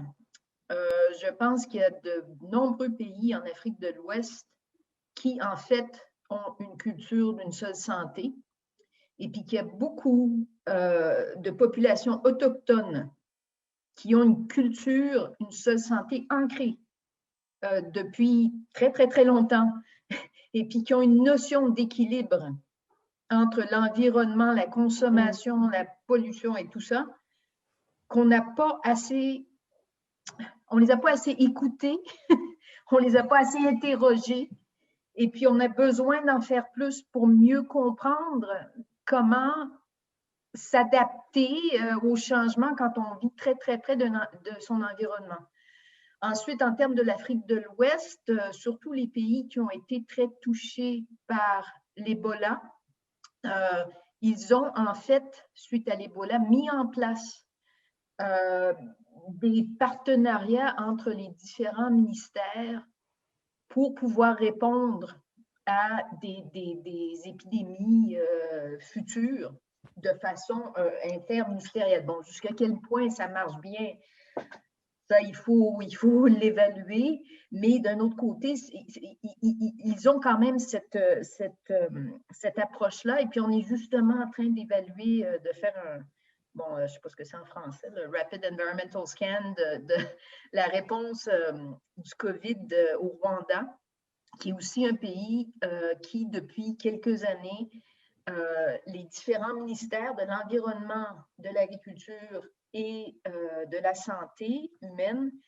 de la médecine, prennent le lead en termes d'une seule santé, les uns après les autres, pour s'assurer que l'approche de différents enjeux sanitaires soit adressée de façon, autant que faire se peut par plusieurs ministères. Bon, encore, toujours, ça c'est l'idée. Bon, opérationnaliser, c'est toujours plus difficile, mais il y a quand même une ouverture. Donc, je dirais que, en fait, les LMIC, donc les pays à faible et moyen revenu, dans certains cas, sont presque plus avancés que nos pays très en silo. Jean-François Guégan. Oui, je confirme. Et vous voyez le problème chez nous, dans le mode occidental, avec ce concept One Health, vous aurez très bien compris quel est mon positionnement. Je suis plus proche de Planetary Health d'ailleurs que de One Health. C'est que c'est à l'image d'un Rubik's Cube qui permet d'entrer dans le Rubik's Cube comme vous voulez et de continuer toujours à faire la même chose. Moi, je suis entouré de gens qui ont depuis 10 ans ou 15 ans des responsabilités dans différents ministères et qui aujourd'hui trompettent du One Health. Mais pourquoi ils n'ont pas pris ces responsabilités il y a 12 ans ou 15 ans en arrière? Et ça va faire sourire Serge, mais il aura très bien compris de quoi je parle. Si je prends l'exemple de la République démocratique du Congo, et notamment là où vous avez eu des récurrences épidémiques de fièvre à Ebola, à virus Ebola en particulier, ils sont plutôt bien organisés autour de l'Institut national de santé biologique, hein, à l'INSB en République démocratique du Congo. Donc c'est voilà, enfin, et donc là dans la question, il y a quand même un positionnement, une attitude qui est très occidentaux-centrée en réalité. Comme le dit Serge, on a beaucoup à apprendre justement de ce qui se met en place depuis aujourd'hui pas mal de temps, parce que le concept One Health, il est pas nouveau. Quand on discute avec nos collègues qui sont un peu plus âgés que nous, hein, qui ont été formés dans les années 70, 80 ou avant, ils faisaient du One Health avant qu'on ne prononce ce mot. Est-ce que l'un d'entre vous souhaite ajouter quelque chose? Je vais passer à la troisième question alors. Donc justement, Monsieur Guégan, donc, vous dites qu'on doit apprendre de ce qui se passe, mais est-ce que vous pensez que les pouvoirs politiques actuels tirent un enseignement de la crise du Covid pour les politiques publiques donc des prochaines années? Parce que quand on voit la réouverture des marchés aux animaux vivants en Chine, ça pose question par exemple. Et plus largement, comment espérer passer à terme d'une gestion des risques à une gestion des ressources? C'est la question boule de cristal.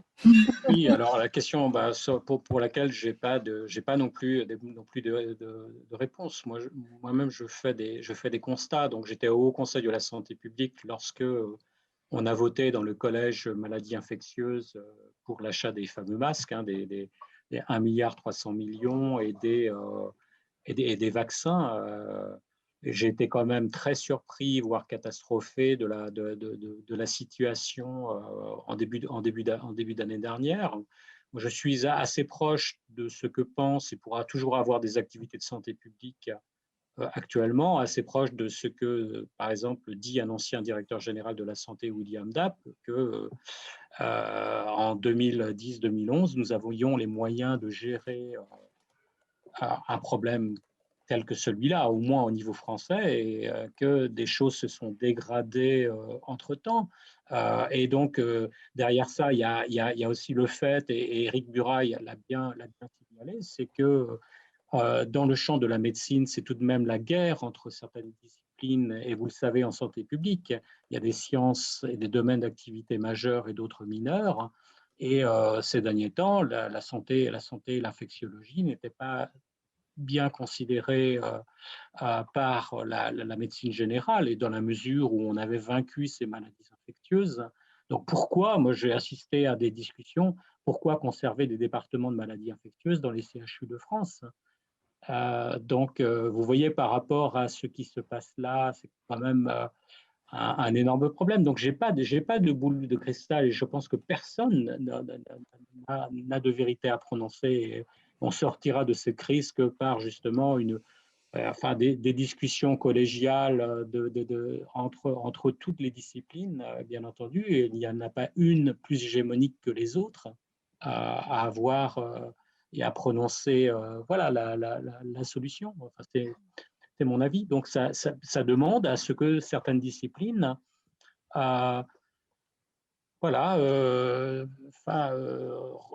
déposent leur hégémonie. Qu'est-ce qui arrive avec la Covid-19? Auparavant, au 19e siècle et bien avant, nous avions des maladies dites infantiles comme la coqueluche ou la rougeole, mais elles n'avaient d'infantile que parce que la démographie était une démographie de boom à produire des enfants. Qu'est-ce que fait la Covid-19 ou le virus qui en est responsable? Eh bien, il va attaquer un peu plus à droite sur la courbe, il va attaquer les classes d'âge les plus anciennes, et les personnes avec des facteurs de comorbidité, bien entendu. Mais donc, ça veut dire quoi quand vous voyez cela dans la globalité? Les maladies infectieuses reviennent en force, et elles feront le travail qu'elles ont toujours fait dans l'histoire de notre civilisation humaine. C'est-à-dire supprimer à gauche et supprimer à droite. Et puis, par rapport à des domaines de recherche et des domaines de médecine qui vous diront « Ne vous inquiétez pas, nous sommes capables de réparer l'homme et nous trouverons les solutions pour réparer cet homme malade. » Donc, on dépasse la recherche, on s'adresse à la philosophie, et donc on est en plein dans un problème, pour moi, civilisationnel, de nécessité de réorganisation de nos systèmes. Je voulais ajouter juste un point là-dessus. Donc, il y a effectivement le problème des compétitions de discipline. Et je travaille sur la brucellose depuis un certain bout de temps. Donc, j'ai beaucoup interagi avec des vétérinaires. J'ai déjà vu effectivement le type de hiérarchie qui peut s'établir entre vétérinaires, médecins, et ainsi de suite. Mais il y a un problème en fait qui est aussi plus général, vraiment au niveau de la manière dont la recherche fondamentale en tant que telle est subventionnée. En fait, on est de plus en plus dans un système d'inspiration libérale basé sur la compétition pour subventionner la recherche, avec une conséquence majeure: on subventionne des projets, on subventionne moins une recherche finalement globale de fond. On doit avoir un projet, et donc effectivement, on est souvent en aval par rapport à quelque chose. Si on fait un projet, on va justifier le projet sur base de quelque chose, mais surtout, ces projets sont en compétition. Et à l'heure actuelle, on ne peut pas en fait avoir un financement pour la majorité des grands fonds, c'est 10-15% de financement des projets. Et on estime que généralement, il y a plus de la moitié des projets qui sont bons. Donc un bon projet sur 3 ou sur 4 seulement passe la barre. Qu'est-ce qui va différencier ces projets? Souvent, c'est le niveau d'expertise qu'ont les gens qui travaillent sur le projet et les résultats qui sont déjà disponibles. Donc ces deux éléments-là font que on a tout intérêt à se spécialiser dans un domaine et à avoir accumulé un maximum de résultats. Et on a tout intérêt à ne pas être trop curieux et surtout pas avoir une approche pluridisciplinaire. Rien que sur base du système de financement. Et donc, ça amène vraiment à une hyper-spécialisation des scientifiques et à leur mettre souvent des œillères qui font qu'ils ne se préoccupent pas de toute une série de domaines, pas parce qu'ils ne sont pas curieux, je crois que tous les scientifiques à la base sont curieux, mais simplement le système ne pousse pas les gens à être curieux, et même dans certains cas les brime s'ils le deviennent, parce qu'on parle de dispersion, et on va sélectionner les programmes de recherche qui sont souvent très, très, très focalisés. Si je peux me permettre, et de surcroît, comme il s'est passé en France, mais probablement un peu partout dans le monde, vous provoquez des ANR dites flash, mais vous réduisez aussi le degré de liberté dans les études que vous faites, parce que vous réduisez finalement à devoir apporter des solutions sous les 18 mois, les champs de recherche et les sujets qui répondront finalement sous les 18 mois à apporter des réponses. Mais pour comprendre l'infectiologie complexe, par exemple, du virus du sida, il a fallu plus de 20 ans, c'est-à-dire de problèmes virologiques, immunologiques, jusqu'à des problèmes que l'on démontre aujourd'hui, l'effet de la déforestation sur l'émergence du virus du sida, en particulier dans le sud du Cameroun et le nord-ouest de la République démocratique du Congo. Mais si vous exigez des produits, des résultats de recherche sous les 18 mois ou les 24 mois, vous supprimez des explications nécessaires qui ne seront pas suffisantes, mais elles sont aussi explicatives des phénomènes. Donc, vous les supprimez parce qu'elles demandent des temps plus longs à leur compréhension. Oui, tout à fait. Et les financements transdisciplinaires sont très, très difficiles à monter aussi, de manière structurelle. Alors qu'en fait, la plupart des grandes innovations viennent de là. Moi, je prends toujours l'exemple des vaccins. D'où viennent les vaccins? Des recherches en microbiologie, Pasteur et ainsi de suite. Et d'où vient la microbiologie? Des études en optique, parce que vous n'auriez pas eu la microbiologie sans les microscopes. Donc, ce sont les études, les développements en optique théorique qui ont permis finalement la microbiologie et le développement des vaccins, qui lui-même a permis le développement de l'immunologie. C'est quelque chose qui vraisemblablement a été oublié maintenant dans les systèmes de financement. On rétrécit vraiment le champ, on axe tout sur la compétition pour optimiser. En tout cas, ce n'est pas du tout un système déjà qui est sain pour les chercheurs, ni qui est, et c'est sans doute le plus important, qui est adapté pour produire des savoirs pluridisciplinaires qui sont absolument indispensables pour percevoir et apporter une réponse aux problèmes auxquels on est confronté à présent. Serge Morand, le Ouais, dernier je vais mot. intervenir oui, sur la science, parce que là aussi une autocritique, parce que finalement, qui c'est qui évalue les scientifiques? C'est les scientifiques eux-mêmes. Qui c'est qui monte les programmes? C'est les scientifiques eux-mêmes. Qui c'est qui fait les reviews? C'est les scientifiques eux-mêmes, quoi. Et donc, je pense qu'on a aussi beaucoup à balayer devant notre porte. Ce que j'ai toujours dit, c'est quand on a monté des laboratoires d'excellence ou des choses comme ça, quand je voyais certains de mes collègues dire c'est pas la ministre qui nous a demandé de faire ça, quoi. Donc, quand les dispersions, moi, je les ai eues aussi. Hein, donc, ce qui veut dire qu'après, au bout d'un moment, je présentais jamais ce que j'allais faire. Je présentais ce que j'avais fait parce que j'en avais assez d'avoir ça, quoi. Les projets pluridisciplinaires, je les ai vus, quoi. Généralement, c'est les plus durs parce qu'on a toutes les spécialistes disciplinaires qui le bousillent. Ah oui. C'est-à-dire, bah oui, parce que c'est normal. Et en plus, alors déjà, c'est dur à monter parce que on a des valeurs et on a des pas de temps complètement différents, quoi. C'est-à-dire, on va aller sur un terrain, faire des choses comme ça, bah, c'est pas les mêmes choses, c'est pas les mêmes pratiques, il faut dès lors se comprendre et tout, donc ça prend du temps, quoi. Donc ça se sent aussi dans le montage du projet, et puis bah, finalement, il y a toujours pareil, ça n'existe pas, quoi, des gens multidisciplinaires, quoi. Donc voilà, donc ça, voilà, et ça, je veux dire que c'est d'abord notre faute. C'est-à-dire que l'augmentation, le mal-être des scientifiques, la violence universitaire qu'il peut y avoir à faire, quoi. La violence, c'est même dans les rapports, quoi. Quand on voit la précarité de beaucoup de jeunes chercheurs, l'explosion, c'est-à-dire que moi, j'ai plus de mes collègues qui se plaignent en ce moment des restrictions, c'est simplement parce qu'ils n'ont pas de main-d'œuvre, ils ne peuvent pas avoir du postdoc et du doctorant, quoi. Je pense qu'on a vraiment à balayer notre porte en tant que scientifique aussi sur des pratiques, si on veut aussi. Pour l'instant, nous avons encore, je dirais, la compréhension de beaucoup de citoyens, c'est quand on parle et tout, on écoute et tout ça, mais ça risque de ne pas durer si finalement on a des pratiques qui ne vont pas, si on n'a pas de pratique éthique, si on a aussi des tas de problèmes avec avec des conflits d'intérêts, ça, c'est plus possible, quoi. Donc, il va falloir vraiment qu'on balaye aussi de notre porte, quoi, de nous-mêmes, Oui. quoi.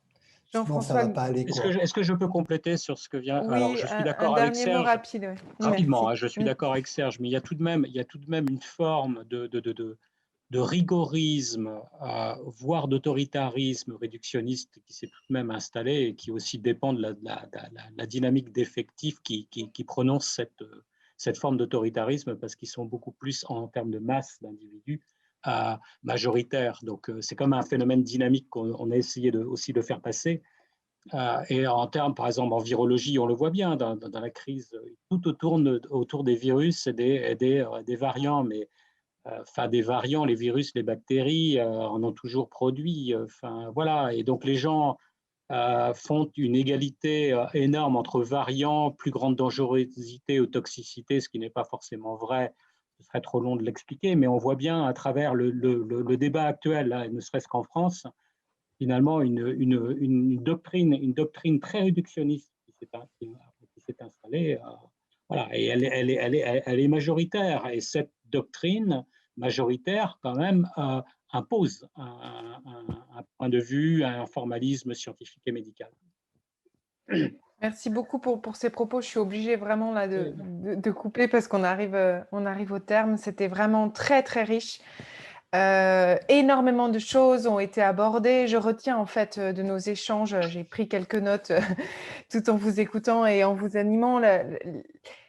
On a abordé évidemment le concept et ses limites. Et vous avez évoqué l'urgence à revoir complètement la manière dont nos politiques publiques sont réalisées si on veut coller à ce concept de One Health. Vous avez souligné la nécessité de prévenir à travers une horizontalité des décisions, d'éviter les approches évidemment sectorielles, l'ethnocentrisme, d'impliquer les sciences humaines et sociales, de limiter évidemment les conflits, enfin les compétitions d'intérêts entre les différents secteurs qui peuvent impacter, la nécessité d'agir globalement et localement. Avec l'exemple du Fréon, je trouve que c'était particulièrement illustratif d'apprendre des pays qui n'ont peut-être pas oublié, contrairement à nous, pays occidentaux, l'interdépendance des espèces.